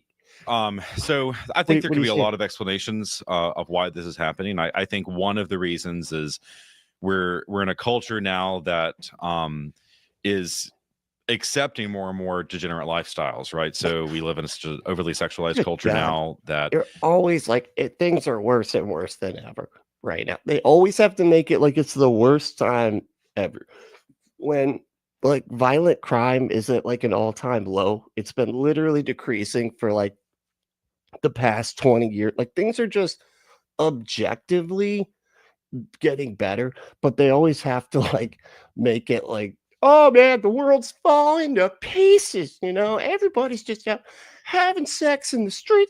Like you literally right now have like Christian nationalists trying to implement your religion into government and are quite successful at it most of the time. And yet it's degeneracy everywhere. Like they always got to play like they're losing, like they're that it's like they're the David fighting the Goliath that is the satanic atheists, like powerful majority or whatever. And it's not just sexualized, but it's sexualized in very obscene ways, right? And I think that that's one gateway that is allowed to it. I think there's also there we go. That was the one I was talking about. Yeah. Every channel Kelly is on J&J Cast on the right. There you go. And then Kelly specifically. So yeah, go become a member of her channel, or just subscribe if you're not, if you don't have the money for it right now. But go become a member. But you could speak to this, right? There's even a heightened interest, so to say, in things of the occult nowadays, right? In Yeah. witchcraft and Satanism. I would even say, as That's never happened before. That's crazy. Almost like there's some kind of panic about things being satanic or something. people often say, like, we live in a post-Christian society, we live in like an atheist society, but I would go as far as to say it's not an atheist society, it's a pagan society. And the interest in, like, It's a majority. Oh my God, dude. Like, it's insane that they can say we're in a post-Christian society. Like, no more Christians anywhere. Are you fucking insane, man? Like, they're everywhere. You pretty much can't be a fucking politician and also say you're atheist. If you do that, it's almost like an automatic you lose, because that's how unpopular atheism is. It's something like 6% of the population. It's like one of the only demographics smaller than the Muslim demographic in this country. But they're apparently trying to take over the country too. Not doing too great a job at it, but new age things and like spiritual yoga and witchcraft and tarot and astrology and magic and all these other things. That's paganism, and obviously paganism is playing around with demons. That is actually a great point. Anarchic Bug said, not going to take a Catholic priest's views on sexuality as valid in any damn way. Yeah, no, Jesus. Like, everybody is a sexual deviant out there. Not me, not us. We don't do that. That's not a thing. Okay, well, I'm not a criminal. All right, we don't do the stuff that you're thinking that I can tell that you're just the way that your face is looking at me right now. You're looking like you're thinking about the things that I definitely don't do. I don't do that. Okay, start singing the song like Frank in It's Always Sunny in Philadelphia, and opening yourself up to spiritual things you don't understand. So that's like wildly pervasive in culture. I mean, 4 out of every 5 girls. What's going on, dude? Hey, oh, you're back. You were already here. Why am I announcing?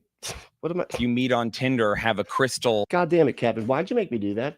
Why didn't you? Well, could you stop me? When you could tell I was about to do that, and then you just let me fucking under their bed or whatever, Yeah. They have a shoebox with a freaking voodoo doll in it or whatever, and they're reading The Secret and doing all sorts of weird, like, pseudo magical things that are very insidious. The pseudo magical things, as opposed to the genuine magical things that do exist. Open yourself up to, like, who knows what. I mean, I remember when I was little, Okay. right? I mean, you could see your horoscope in the newspaper, but people just did that for fun, right? It wasn't really something people a lot of believe. Now you go on Snapchat, right, and they're going to tell you your astrology sign on Snapchat when you meet someone, right? I mean, we've reached that level of sort of paganism and culture today.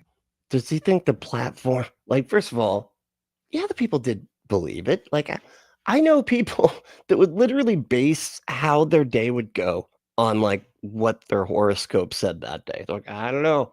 I got to make sure I'm not going to die in a fire of a car crash, because otherwise I'm not leaving the house. Oh no, it just says that a secret crush will announce itself. Well, that's nice. Except that I'm married. That could end. It doesn't say anything about it ending my marriage. Shit. Well, anyway, keep an eye out for that, I guess. Yeah, what's that app? There's an app when I was a single person that women would make you download to see if you're compatible. It's like it's like about your sign or whatever, and they take it so seriously. It's insane. I can't remember what it's called. Dude, you're here talking to a fucking exorcist, man.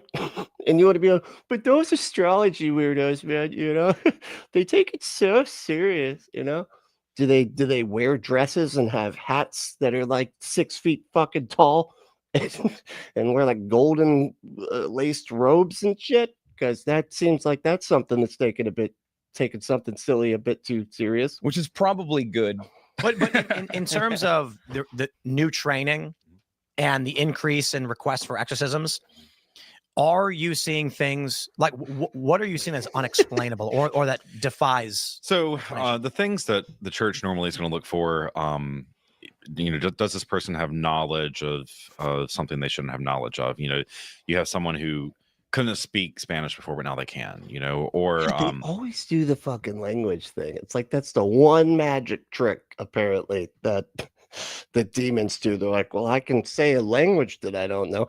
And half the time, I think that's only convincing to people that don't know that other language, you know? And it's just somebody pretending to do a demon whilst doing a very offensive impression of another language. And that's it. They're like, whoa, that is incredible. That's got to be a real demon in there. That's for sure. you have an 80-year-old woman that, you know, now she can lift 50 pounds, right? It's never like Hulk level. It's not like what you see in the movies, but something 50 pounds. My God. Wow. Like, how did she even do that? That's incredible. That's almost like 2 paperweights, one on top of the other. that's unexplainable on that level. One of the things that I've been told to look for by a priest He's like, it's never that much, though. It's not like the Hulk and stuff. That's ridiculous. Just about 50 pounds. involved in this. If I go into a house and there's something there that they can't explain how it got there, and you do see things like that every now and Like then. objects that Yeah, objects or appear? Objects just magically appear, you know, and you're like, who put that there? Okay, I guess it was magic then. Nobody immediately raised their hand as it's magic. It was magic. just wow. Does anyone know where this came from? like a grimoire. Yeah, something like that. And Don't say grimoire, Tim. Okay, just can you not? You sound more stupid when you say words like that. Dan said, "How about a levitating bed while lying on it?" That's pretty good. Yeah, I don't think he's gonna say that. it's like, I mean, I went into a house 5 or 6 years ago, and a previous assignment, and this woman was concerned that she wanted me to bless the house, and she said the weird things were happening there, and then she wanted me to see this Bible, and I was like, okay, well, let me see the Bible. She opens the Bible, and the Bible's hollowed out, and you can tell that something had been smuggled inside this Bible, and she didn't know where this came from or who it belonged to, and so I took that from her and burned. Most useful Bibles ever, just in existence. Those are the most useful Bibles they got, the kind that have the cuts in it that you can sneak stuff places. It. Whoa. You know, because Whoa. you'll find weird things like that, or Wait, what was it? smuggled inside this Bible, and she didn't know where this came from or who it belonged to, and so I took that from her and burned it. Whoa. You know, 'cause You burned it. Okay. Well, did you make sure that's what she wanted you to do? Maybe she was like, hold on, I was gonna smuggle some stuff. Okay, well, you know, now he burned it. Okay. Well, you'll find weird things like that, or I was mentioning yesterday when I came in from the airport, just last month, I was asked to go bless a house, a family. So I live in Natchez, Mississippi. It's about 2 hours north of New Orleans. Well, a family from New Orleans bought this old house, and they want to make it an Airbnb. When they were renovating it, they went into the basement and they found this sort of secret room. It's under the front staircase of the house. And awesome. when you go in this room, I mean, there's a pentagram on the floor, and you have a table with a crystal ball in the middle, and there's animal bones on the walls. And Dude, I remember when I was like, I can't remember how. I mean, it was like the first time that I moved out of my house with a roommate, right? And it was this weird. It was another, like, I was in like a slum place before I lived here, but like it was also a slumlord type place, and it was really weird. It was just like a single room, right? But it had like, you know, the kitchen and stuff was like technically kind of on the end, sort of. There was a counter there, no stove, no anything like that, just like a room, very, very small. And there was another room on the back, on like right behind ours, right? And there was like these new people that moved in, and I remember we were like saying hi to them or something like that, you know, because it's like connected by like a courtyard and stuff. So we're like, gonna have to interact with these people some, and so can't remember what it was. I think we were just telling them like where the clothes washer was, you know, and stuff like that. But and we remember seeing on the back wall, they had a carpet, like one of them really nice big like carpets that usually go in the middle of a room or whatever, and it had a pentagram on it. And I remember that scared the shit out of me. And I swear I would like hear, so ever since that happened and I saw it there, nothing happened. These people had been there for like, I don't know, maybe about a month or something before we actually had a chance to like say hi to them and see it. Nothing happened prior to that. But as soon as I saw that there was a pentagram on the wall, well, weird stuff starts happening, because witches live next door now. And I'm like hearing monster voices and stuff, whatever, just like little things that I'm like confirming my bias, freaking myself out. And it's always, of course, just shit you can barely hear, barely see, barely whatever. But I'm turning it into stuff. I'm making it into demons, but it just reminds me of that because, like, there was a pentagram. That was what freaked me out about it. And you always see that in the movies too. Somebody moves a carpet and like, oh, there's a chalk pentagram right there on the floor. And yeah, so it's just funny how that works. I've had like kind of an experience with that sort of. And so I took all of that and got rid of it all. And then they asked me, what should I do with this room? And I said, I don't think you do anything with this room. You burn the room. You got a match? You got a match? You might want to step out of this room. Just this room. Yeah, no, it'll be all right. We'll it'll be a controlled fire. Keep it here. But yeah, so you're seeing that kind of thing now. And and the thing is when people learn about it, right? They may not think it's cool, but they think it's interesting, right? And so people can get not cool, but interesting. Yeah. I mean, you're literally talking about magical powers and stuff, dude. And let me just say, the demonic, satanic, magical powers, way cooler than the Christian ones, dude. Like the Christian magical powers suck. They're stupid. They're like, so what? I was like, oh, you get what? You could speak in tongues. You could in other words, you could go blah blah blah, blah and that's it. But it means something though. Okay, it's a magical blah blah blah. So you can do that. Supposedly you can heal people, right? You could see the future, but only in like a cryptic, metaphorical kind of like 7-headed dragons kind of way that it's kind of useless for the most part. A lot of boring magical powers for the Christians there. Obsessive about it, and that will lead you down a path where now it's no longer just interesting. Now it does become cool. And Well, walking on water, stand still. He said, walking on water is overrated. If walking on water was actually one of the magical powers that you get for being a Christian, that would actually be something. I feel like you could at least do something with that. But no, that's just something Jesus did. Okay, just that one time. That's not a power that you get. It's no. You get stupid powers, like I said, just speaking in a nonsense language. Have you witnessed people speaking languages they shouldn't know how to speak? So I haven't witnessed a lot. Okay, I'm sorry. So I guess demons do the same thing, pretty much. Jesus. Warren Fruit said, the pentacle, the pentacle. Pentagram and Pentaking are universal symbols. In Christian mythicism, they represent the divine crown, the divine knowledge, and Jesus as king. The pentagram does? The pentagram, what did you say? The pentagram, pentacle, pentagram, and Pentaking. What about the heartogram? Have you seen that one? From that band, Him, who has some kind of loose affiliation with the band CKY, which has some sort of a loose affiliation with the guy Bam Margera, who has some kind of a loose affiliation with the show Jackass, which has some kind of a loose affiliation. I'm done. That's it. That was the whole line right there. What are we talking about? I forgot. Kevin. You want to catch me up as to what I was saying? You're not even listening. Of course you went. God damn it, Kevin. Phenomenon. I said I've seen some things that I thought were weird enough that I wanted to let the bishop know about it. Filbert. Oh, well, I got something weird enough for you right here, buddy. His name's Phil. What's up, Phil? What are you doing? What are you doing? You weird enough to raise some concern from this bald priest guy? That kind of thing.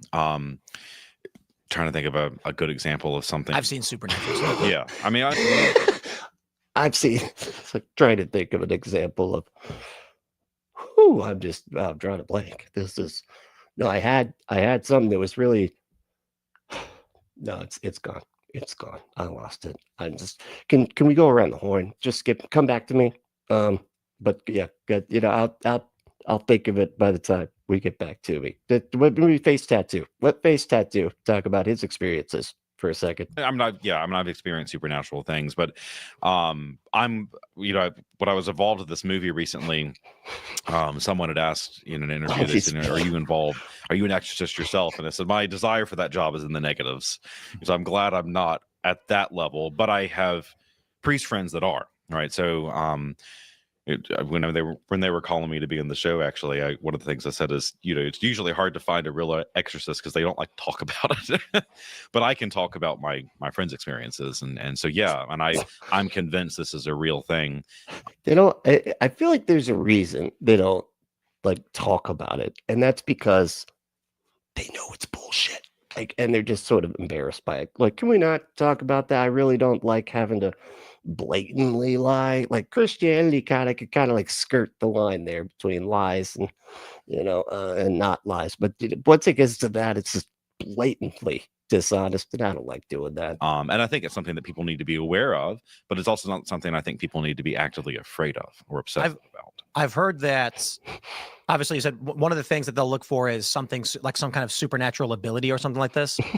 And there are stories, I believe they're more rare, but Yeah, it's funny you said that, Bob Larson. That was exactly who I was about to bring up, and he was like, because it's like, hey, actual exorcists don't really like to talk about it, and Bob Larson's like, well, I'm an exception, okay, mainly because I get too drunk all the time.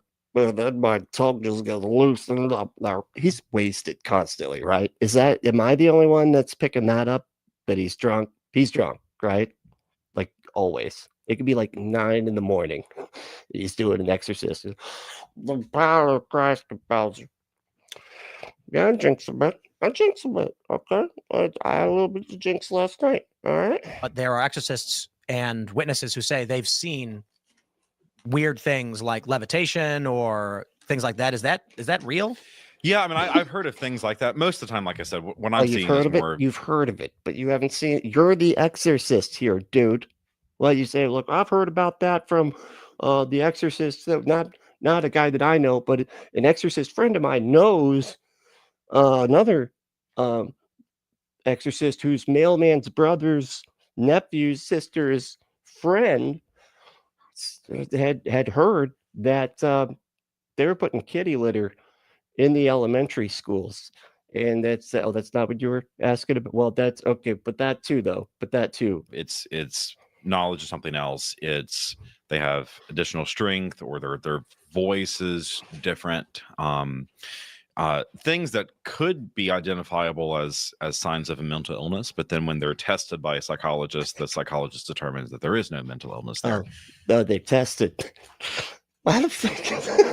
Yeah, once we do a blood test on the mental illness there, and it comes back negative. So then we're like, oh, demons. That it's got to be demons, because you know the psychologist tested him. I started thinking about this because in the past several years, like especially since COVID, there are people that I've known my whole life that it seems like within the span of a week, their personalities flipped. They speak differently, they behave differently, and they're behaving in ways I would describe as evil. And it's shocked me. And maybe, you know, for those that are out there that are more secular, agnostic, atheist, or whatever, I don't know what you want to call it or how you explain it. Is he talking about just somebody not being right-wing anymore? I've seen people stop being right-wing idiots and actually move their position. I want to call it evil. I think that's the right word to describe it, is not right-wing evil. That's how you describe anything other than far-right extremism. I will literally say there are people that I've known my whole life that I consider to be really good friends that will send me a message being like, how have you been? Haven't seen you in a while. You know, hit me up when you're back in town. And then a month later, it's sending me nasty, evil messages saying you're gonna burn. I'll like you deserve this. You're sick. Blah blah blah. That's you're just describing Christians. You're gonna burn, and you deserve it. You deserve to burn in hell for all eternity. That's Christian. You're just describing somebody getting saved. And I'm like, that's just like a light description. There are things that people have done to me. I think he just caught it in his head. He's like, wait a second, that just sounds like somebody threatening, that I'm gonna burn in hell. Shit, hold on. That like worse than that though. Have resulted in like legal action. Then I'm like, I don't understand how that's possible that a person would become that so quickly. And that freaks me out because aside from things like that, where you could easily explain, sometimes people go crazy. I don't know, they had a stroke. Who knows? I've also personally witnessed things. Sometimes people go nuts. They just lose it, man. They just, sometimes something just clicks crazy. That's it, Things that, and recently too, I would describe as physically possible, but defying what we would expect to be possible. I've not. What? Let's hear that again. Did he just say physically possible, but defying what's possible? What? That's not a. Did you just say the opposite of the thing you just said? And recently too, I would describe as physically possible, but defying what we would expect to be possible. Possible, yeah. Through defying our expectations of possibility. There, so that makes it. I've not witnessed like a crystal manifest before my eyes out of thin air. Nothing like that. I have seen things that a crystal manifest. Why would that be your example? Like people say that sometimes some lady named Crystal just pops into existence right there, and they're like, "Whoa, Crystal, where did you come from?" People describe that a lot. I haven't experienced that, but I have. They say in I guess in quantum physics and mathematics, at some point, all of the oxygen in the room will be on one side. Although that's trillions upon trillions of years for that probability to happen.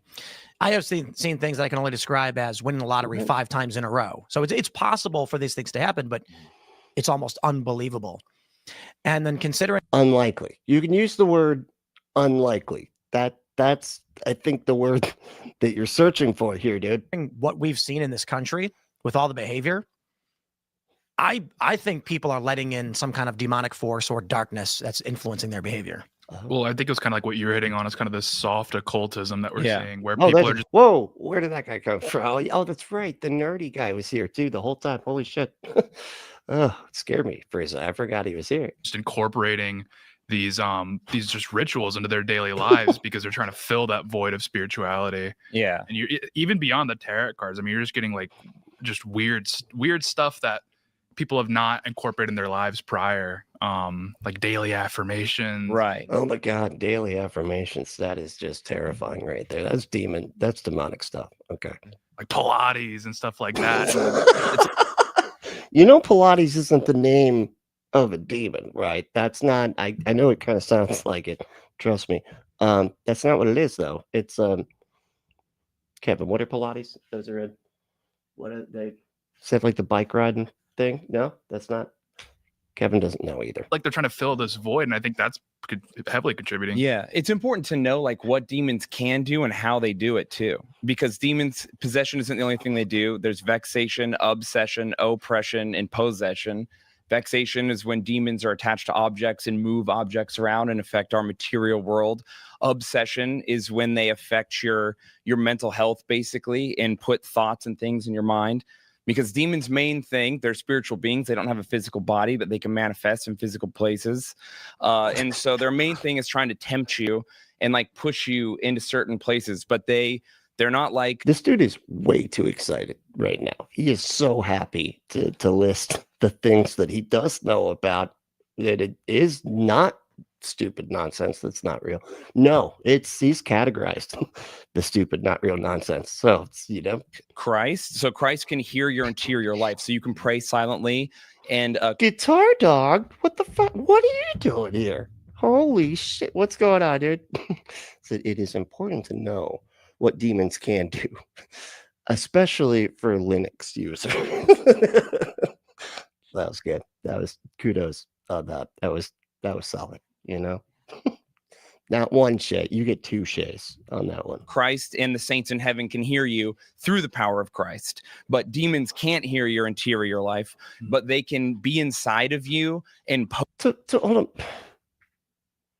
This one, and this is weird too, and I totally forgot about this shit because I remember people like saying there is no source material, as far as I'm aware, of this at all.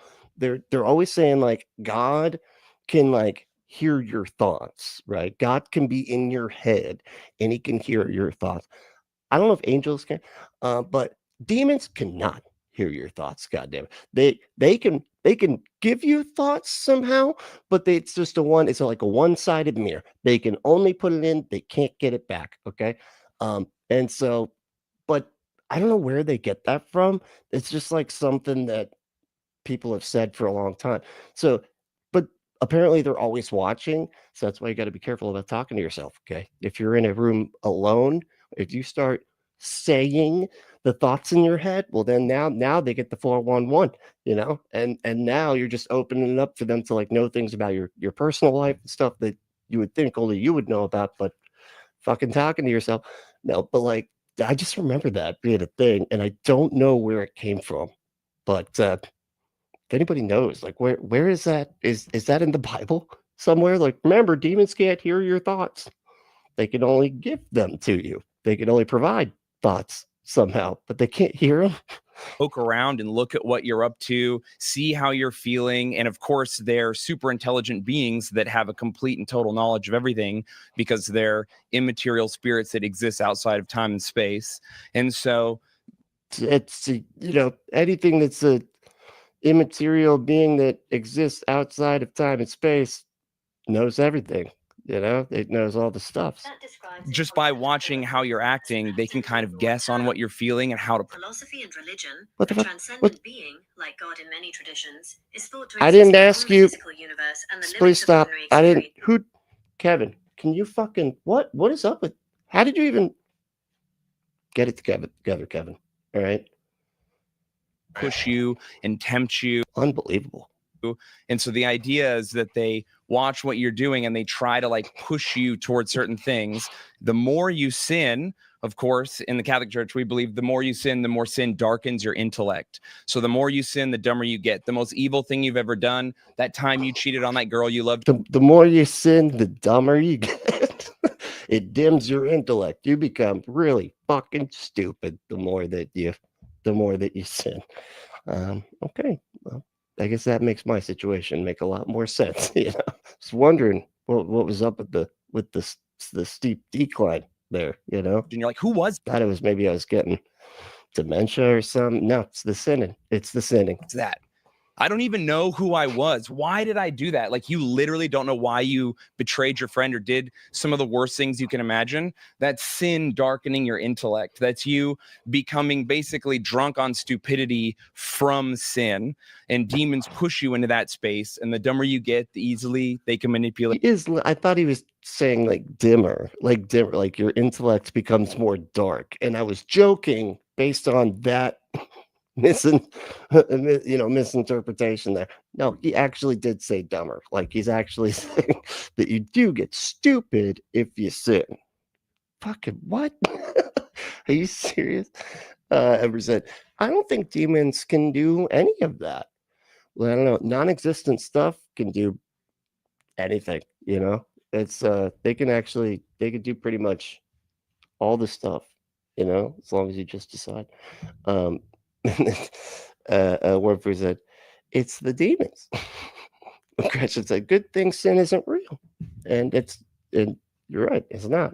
At you, and then they push you towards behaviors where you betray your friends weirdly or do crazy things. Why?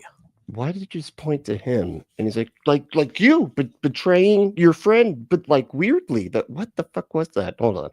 And the dumber you get, the easily they can manipulate you. And then they push you towards behaviors where you betray your friends weirdly or do crazy things. See, you like pointed to somebody, like you, right? You know, when it's like when that friend betrayed you and they were weird about it, that was a demon. Why? What?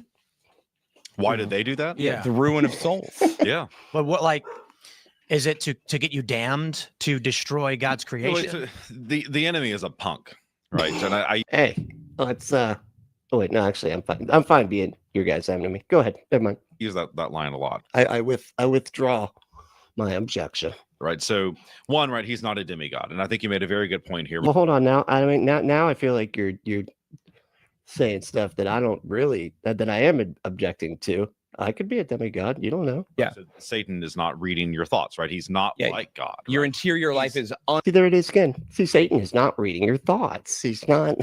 Only gods can do that. unavailable Yeah. to demons and Satan. He's just What? extraordinary, right? He's What? not a demigod. And I think you made a very good point here. Right? Yeah. So Satan is not reading your thoughts, right? He's not Yeah. like God. Your right? interior life He's- is unavailable Yeah. to demons and Satan. He's just extraordinary. Your interior life is unavailable to demons and Satan. Extraordinarily observant, right? But he already knows that he's lost. And Jesus so Christ. what he does essentially, right, is John, what's up, dude? How's it going, man? Oh, I pushed the wrong button. Sorry. God damn it, John. I blame you. I blame Kevin. Why did you make John do that? trying, I guess, to lessen the weight of his defeat by trying to bring all these people down with him, you know. And that's why I say he's like a punk, right? It's the kid who lost the game, so he wants to ruin it for everyone else. Mhm. That's Misery who loves company. Hey, it's bullshit. Okay, look, no, everybody else is cheating. Okay, this is bull. I wasn't trying to ruin it for everybody. Okay, it's just y'all were cheating. All right, and that's why I put the Dawn soap all over the basketball court.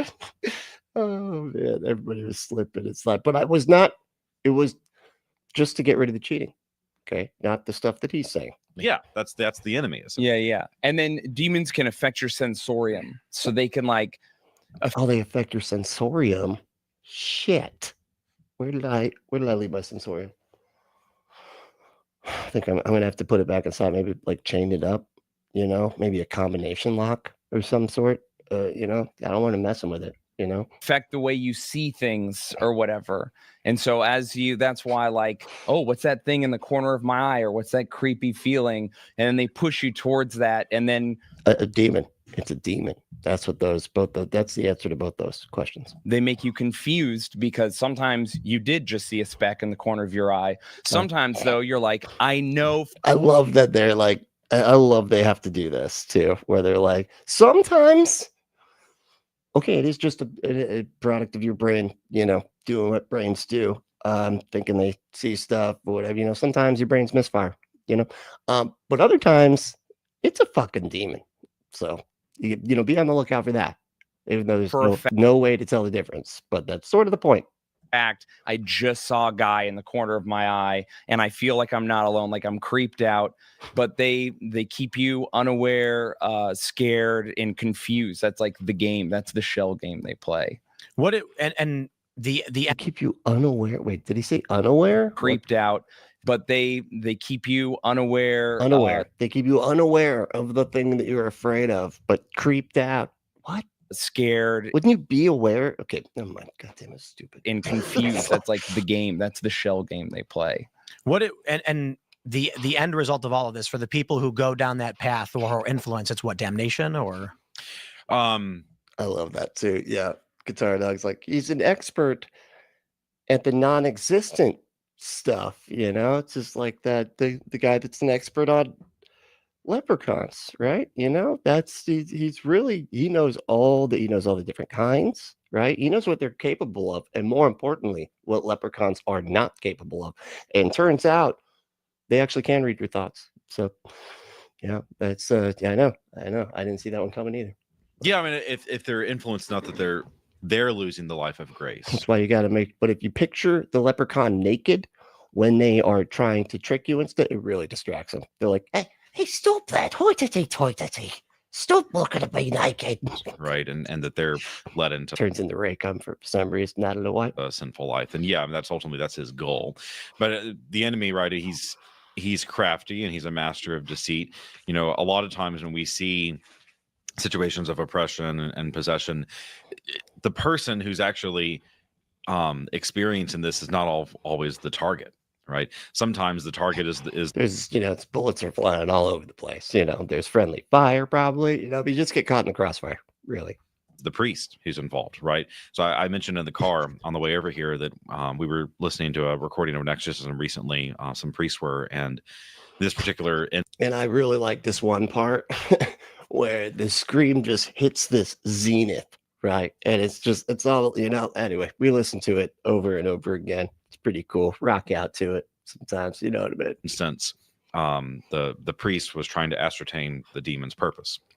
And so he kept asking, why are you here? That kind of thing. And the demon sort of began to repeat over and over again. Well, if you get the priest, you get the mass. And if you get the mass, you get the souls, right? And there's so many souls. So it's, I love that the demons just start repeating them, just to play the mirror game, just to irritate the hell out of the priest. Like, stop copying what I'm saying. No, don't say what I just, I'm just not going to say stuff if you.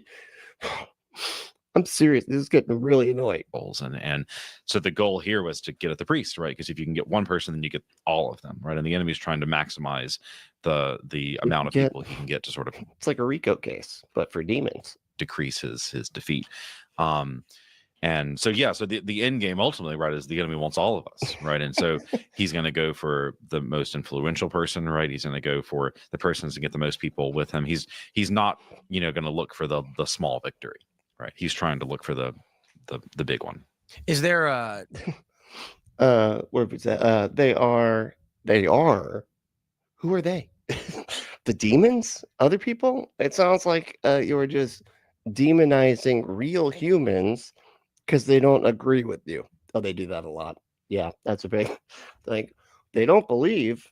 They're not in my obvious cult nonsense. They must be full of demons. That's why they don't think the obvious true things like Trump is amazing and is totally fixing the government right now. Like an opposite force? People say angels and demons, but is there an opposite pressure towards goodness or? Yeah, I mean, that's the angelic intercession is the reverse of what demonic oppression or possession would be. So to pray to the saints in heaven or to have angels intercede on your behalf, God sends angels down to earth, assigns us guardian angels.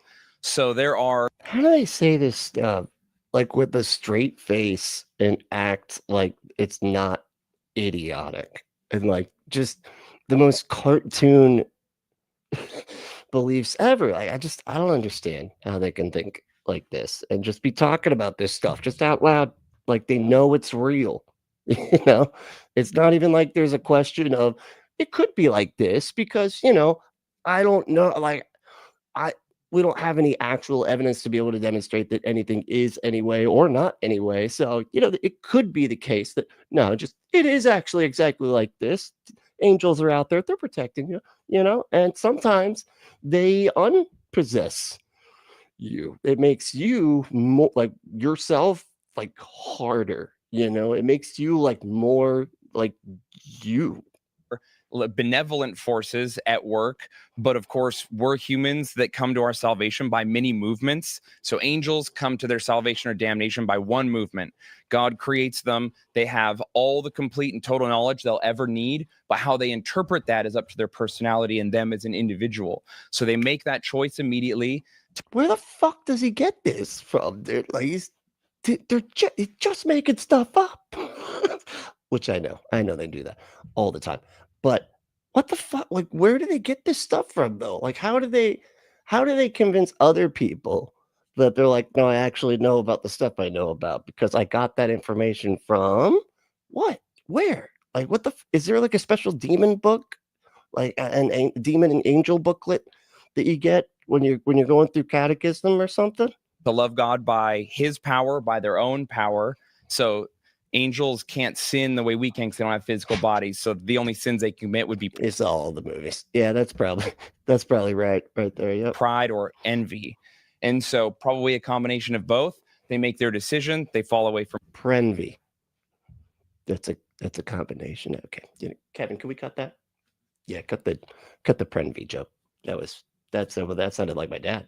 Honestly, that was like one of my dad's joke, like, which my dad, if y'all are not familiar, is, you know, like dad jokes.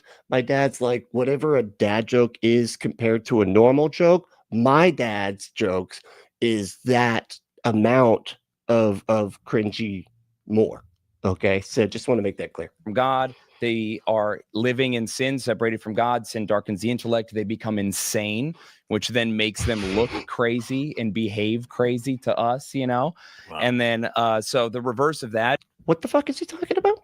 I got confused with my, you know, I got sidetracked with my old dad thing. Separated from God, sin darkens the intellect. They become insane. Hold on. What? And so probably a combination of both. They make their decision. They fall away from God. They are living in sin, separated from God. Sin darkens the intellect. They become insane, which then makes them look crazy and behave crazy. Crazy people do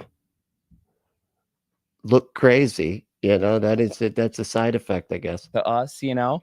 Wow. And then, so the reverse of that is when, you know, angels come and visit us, or They make you extra sane. You're very sharp and on it. Okay, when the when the angels non-possess you.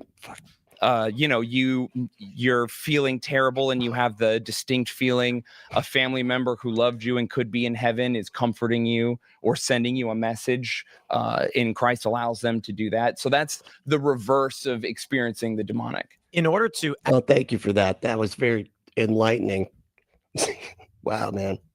It's incredible the way people can just make stuff up and then act like they're actually saying stuff. It's just a con. It's just con men doing what con men do, which is confidently just making shit up and then just acting like you're right. Now, Wormfoot said there are lots of demon books that don't really agree on anything. So you got a bunch of demon books, but they're all sort of just saying different stuff. And they're often hoaxes or clever fiction and have influenced films and music. You don't think these guys are red, do you? They definitely. Yeah, I was gonna say, I don't even think, because they would be citing it, right? If they had something like that, they're like, and I actually read the Book of the Dead. So this is an excerpt from the Book of the Dead. Yes, the one with the faces. Yeah, it's cool. I didn't read the one part out loud, so we're good. You know, no Jasons coming back to life over and over again, trying to kill everybody. Anyway, no, but they would be citing whatever the book is if they actually had gotten their information from a book, but I don't think they did. They're just like, I'm just pulling this out my ass, and so that's what I'm just gonna keep doing. exercise someone, do they have to want to be exercised? I would say it's a good As he is tweaking out on camera, hey, you look here. I am not. Oh, it's Wormfood. I'm sorry. I thought you were that other guy talking about me. I get that a lot. You know, the tweaking out thing. That's a good question. So It's all the cocaine. You know, it's just it makes me move. I'm just kidding. I don't do cocaine. I just have pain issues, and so I move around a lot. exorcisms are a what the church calls a sacramental. So I can make this distinction in order to You call it a sacramental, like you're, you know, mental. Yeah, it's pretty clever. I came up with that myself. You know, actually thinking about having T-shirts made, so could be pretty cool. make this explanation. So there's 7 sacraments within the church, and the church teaches that the sacraments always are effective if they're done properly.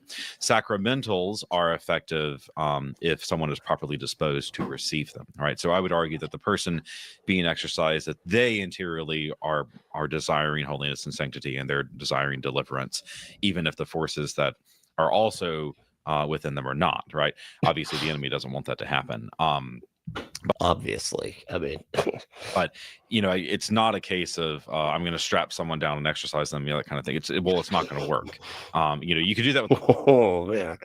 And if you want to be strapped down and sexercised, you know, just go to oh my God, we don't have it, but go to my merch shop, you know, or something. I need to get a panel for my merch. But we do have a new line that like two of the 3 designs were rejected. They were too explicit, but like my design somehow managed to survive the onslaught of not allowing our designs to go to production.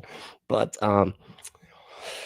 and arguably it's worse in almost every conceivable way. Anyway, but yeah, go check out the merch, it's down below in the, I think it just says merch or shopping or something like that.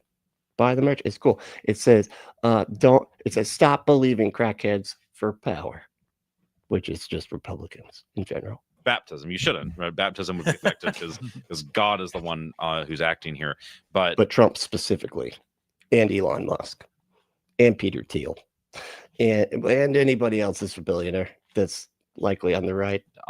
In sacramentals, the Lord is acting through us, but upon the grace of our dispensation, our disposition. So yeah, that's a good. I never thought about that, but I guess that would be the answer. The reason I ask is I'm very confused. What? I got sidetracked again. What?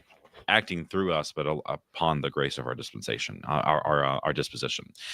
On the grace of our dispensation, So yeah, that's a good. I never thought about that, but I guess that would be the answer. The reason I ask is we were talking about this last night. I mentioned it briefly before the show. What would it look like if you tried to exercise by force? And I don't mean physically restraining someone. I mean like trying to bless or drive out demons from, say, some raging liberal at a protest. it would look like. Dude, clearly, raging liberal. That is so funny. There's like those crazy liberals.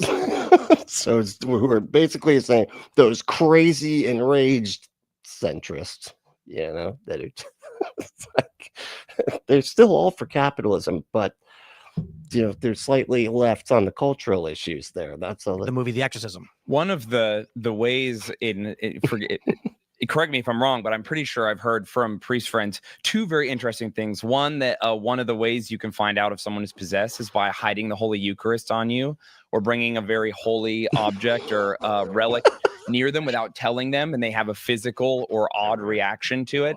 So if you put like, what would that? Oh my God, that's an opportunity for some confirmation bias.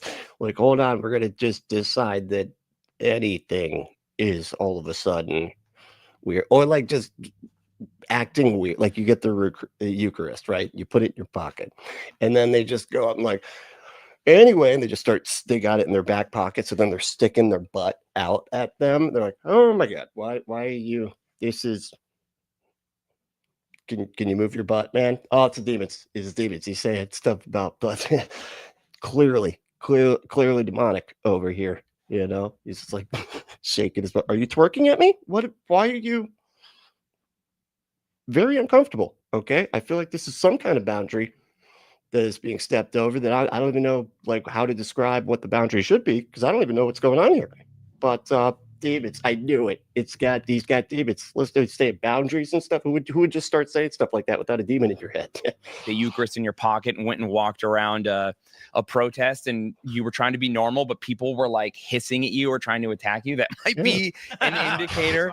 Hissing at you, yeah, sure. Yeah. Is that not in any way like sacrilegious or blasphemous to do? Yeah, I probably wouldn't carry the. Yeah, you can't just. I don't know how you. You can't just be walking around with a Eucharist. That's Jesus's blood and flesh.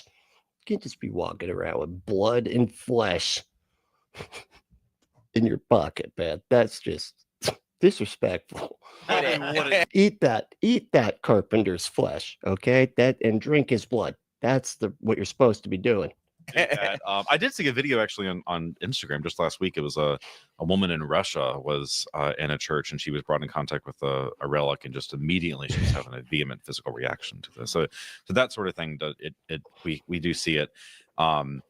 Funny enough, I can tell a story on the flip side. An exorcist told me. Oh, I love funny. I love like good, fun exorcist stories. I bet they're full of yucks. One way he can tell if someone's faking it, because that also happens sometimes. See, good God. Like, you might want to just not bring up that people are faking it sometimes, because I feel like it kind of hurts your entire thing, because if people are faking it, then there's no discernible distinction between that and what you're talking about, because it's all fake. is he has a copy of Green Eggs and Ham written in Latin, and he'll begin reading it and see how they react, and if they're reacting viscerally, he's like, How do you write green eggs and ham? That was good. That's a good, that, you know, that is a control right there. That's what in science experimentation we call a control, right? That's incredible. Well, because you see these videos on Instagram a lot, specifically out of like Africa. And Oh my God, who is this? Whew, I keep forgetting. This guy scares me. He just keeps popping out of nowhere with just saying stuff every like 30 fucking minutes. How does this guy just sit there saying nothing while everybody else is talking? Jesus. and it'll be a guy just going, "Boah, boah," and then people are flying backwards and that sort of thing. And you see that and you're like, something's missing here. There's a little bit of performativeness to this. Yeah, it's strange. I mean, Are you talking about the pastors that do that? Because you do get that. They're like, and the spirit will knock you down. And like you see like a couple of the couple of people that didn't like get the fucking memo. They're like, hey, when he does that, we're all supposed to fall back. And you got the one guy looking at his phone. The fuck is it?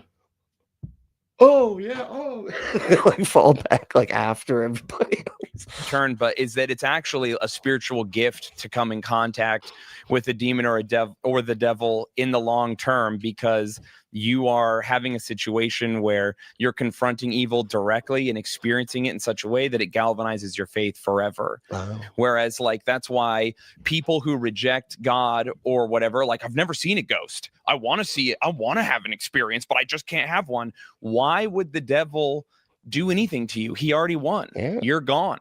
Oh, that's why us skeptics can't see ghosts. It's because the devil's already won.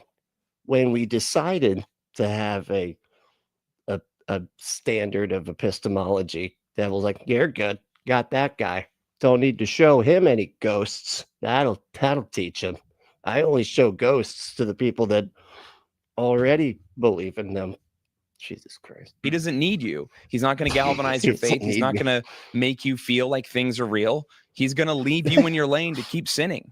He's not going to, make you feel like things are real? Was that like a Freudian slip? He already won. You're gone. He doesn't need you. He's not going to galvanize your faith. He's not going to make you feel like things are real. He's going to leave you in your lane to keep sinning. So that means it's not real because never mind.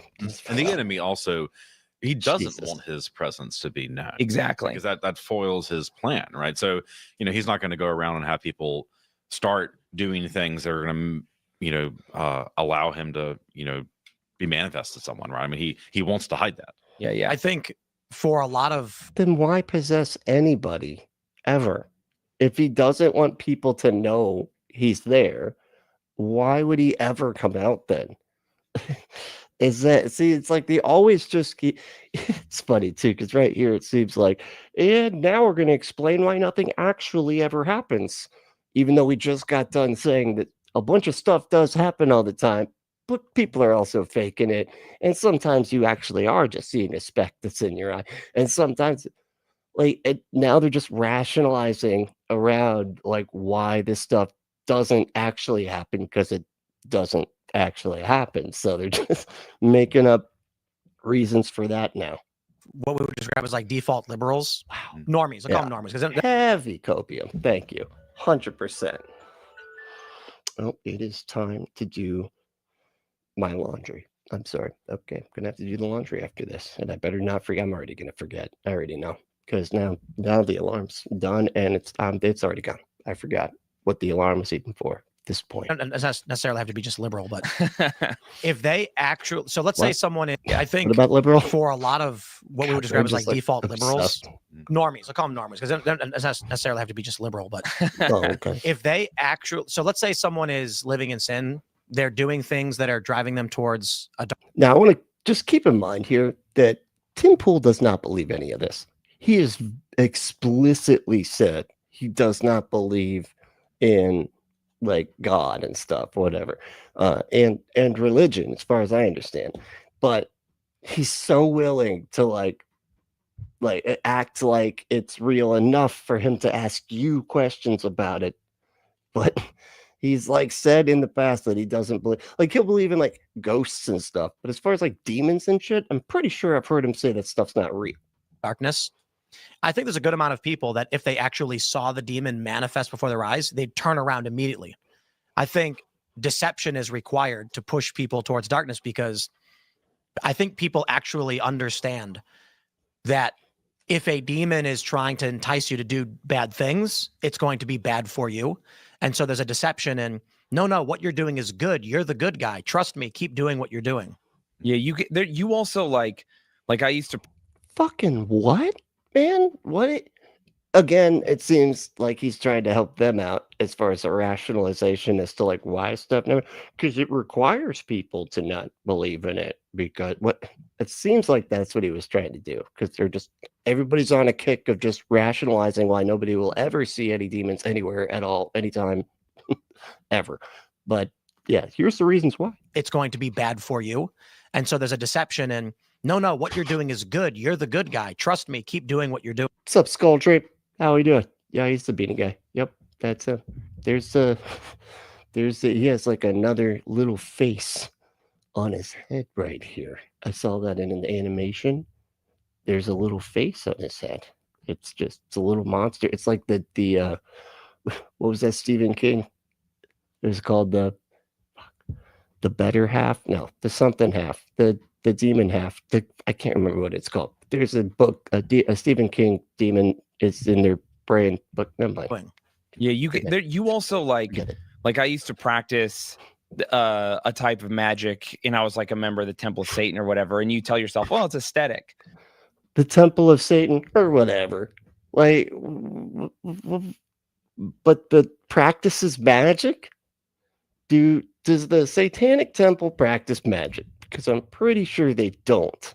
Nah, this is like a cringe, funny, heavy metal looking organization that does political activism. I'm not engaging in real Satanism. And then you're doing like weird magic stuff because girls think it's cool or whatever. And you're like, well, it's like goofy. Well, maybe if it works, who knows? And then you're like, well, if the secret works, this will. I don't understand. So wait, you're saying that the Satanic Temple, they do like exercise or practice or whatever you're calling it, these demonic rituals, but they don't work, but you do them. But the organization that you believe in or that you're part of is a Satanic Temple, and they don't really believe in it, but they still do the spells. I'm very confused, man. I don't think you're describing any actual real people, because everybody I know that's a Satanist doesn't do magic spells. Work, it's like harmless, and then you're experiencing like dark, you're trying to go pee at night and dark half. Thank you. Yes, Gretchen's on top of it. Holy shit, thank you. Oh my god, I was gonna drive me crazy. I was like, I'm not gonna be able to focus the rest of this goddamn stream here because the dark half. Holy shit, thank you. And you're like overcome. It's a great book too, by the way. Just with a complete and total sense of dread, like there's something waiting for you on the other side of the door. Have you ever, when you're a kid and you're so scared that you're like, this is happening to me. This is real. I'm the most terrified I've ever been. Blanket over your head. Like, of course, to have that feeling as an adult is like indicative of like something real is happening to me. But you you just explain it away the same way, like, because it's just what we're designed to do. You're just like, I'm just being weird. This isn't really happening. One of the things that's crazy to me is that. Yeah, if it's not, man, then yeah, the explaining it away is just you being like, actually, I'm going to live in reality for a second. I think I just got myself worked up over nothing, which is far more likely than actually there are undetectable mythological monsters that are just all over the place right now. There are endless stories from humans about supernatural phenomenon in a variety of fashions. It's not always just about like exorcism or whatever, but there are people who explain, I've witnessed this thing, and yet it is still in the mainstream. Yeah, Tucker Carlson got scratched inexplicably. Did I say inexplicably in a bed full with 5 dogs? There were 5 dogs in the bed. Sure, there were 5 other dogs in the bed with me, but it was very clear that they didn't scratch me. It was clearly demons. we don't believe any of it. That's my Tucker Carlson impression, just to be clear. I don't know. Like, what is he having a stroke? Why is he talking? What's wrong with his voice there and his face and everything? That's not true. The face is just always like that, by the way, too. But I get it though. Yeah.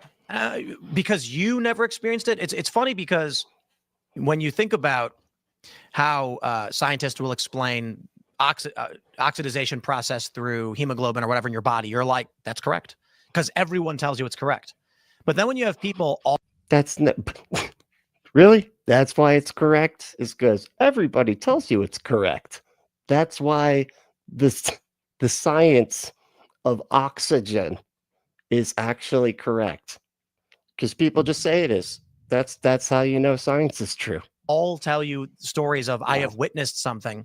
We are basically meant to believe that can't be true. We ignore it, and that seems weird. It's illogical. Yeah. Well, so at first I would say that You don't think that people condemn it? Like, he seriously is acting like fucking oxygen existing is on par and equal to claims of demons.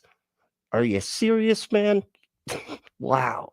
there's so much about the world we don't know. Like, for instance, we we don't even understand like why we yawn fully, right? We don't so but, yeah, right. So but the we do know why we yawn, but it's okay. The response I would give to that is, okay, first, so people could ask the question, for instance, why doesn't God just manifest himself over the whole world and everyone, like announce through a trumpet that he's God and everyone will believe in him? Well, one, God desires that we have free will because he desires us to love him, right? Not just to accept and believe in him and fear him, right? He wants us to love him. And if you're going to love someone, you have to love them freely, right? You can't, go up to the girl you like and put a gun to her and say, love me, right? And she's not going to actually love you, even if she says it, right? So, but you kind of want to know that there is a girl there for you to love, even if she's not, terrorizing you as an all-powerful, scary being, right? Does God have to do it that way? God has to be like, rah, rah. And you're like, oh my God, okay, I love you, whatever. Like, come on, man. You don't think there's other ways to do it? He's all-knowing. I think he can figure out a different way to do this without freaking everybody out and making us like have to pretend to love him or something, because that's still what it would be. You're not actually loving somebody if you're, terrorized into it or whatever, if you're just saying that you are. But there's no other way you could do this. They always do that. And they're like, that's the reason why nobody can tell that he actually does exist. That's the reason. Because if we did know, then you'd have to love him. Almost like they're saying that you would love your wife more if you couldn't tell if she existed or not, if you couldn't demonstrate her existence, you would love her extra, right? It's like, that just doesn't make sense. In order for us to authentically choose God, we have to have the ability to choose other than God as well, right? We have to have that complete freedom, right? So God permits evil to exist ultimately so that we have the ability to choose him freely. Yeah. Yeah, Skull Dream. That is a Kirk pick behind it for some reason. We couldn't really figure out what it was all about. It looks like it's on some kind of whiteboard or something, but it's kind of tough to tell. Right. So these manifestations, right? Sometimes there's a reason for it. That this person, they need the effect of this grace, or they need the experience of this to prevent them from making some decision down the road, or whatever it is in God's providence. But for the overwhelming majority of us, we just need to have normal lives and have the experience of learning to pray and learning, the teachings of the church or whatever it is, and that will be enough for us to have the ability to make that decision. And that's why you don't. Everybody doesn't see demons. Only a select few. Jesus. It's amazing the way that they rationalize around the things they believe that are obviously false, and even like make excuses for it before they even really need to. They're just like, and here's the reason why, sometimes people are just faking it. Sometimes the people are faking it, but we have a test for that. We put green eggs and ham in Hebrew and then say that, and if that freaks them out, it's a fake demon, obviously somebody playing pretensies. Jesus Christ. Unfucking real. All right, Jill. I gotta wrap her up. Thanks so much for hanging out. This was a fun one, right? A lot of demon stuff today. That's kind of the kick we're on, it seems. But all right, Jill. Let me see here. What are we doing? Oh, yeah. If you want to subscribe, or if you like the show, you could subscribe by hitting that subscribe button. That'd be great. I do a lot of these. Also working on a lot of different types of content that'll be coming out here in the near future. Got a conversation with Brooklyn Lou, the skeptic, where we responded to Kirk Cameron. It's really fun. That I think that's going to be coming out on his channel, but I think it might be coming out on both. We're trying to figure out how this collaboration thing works.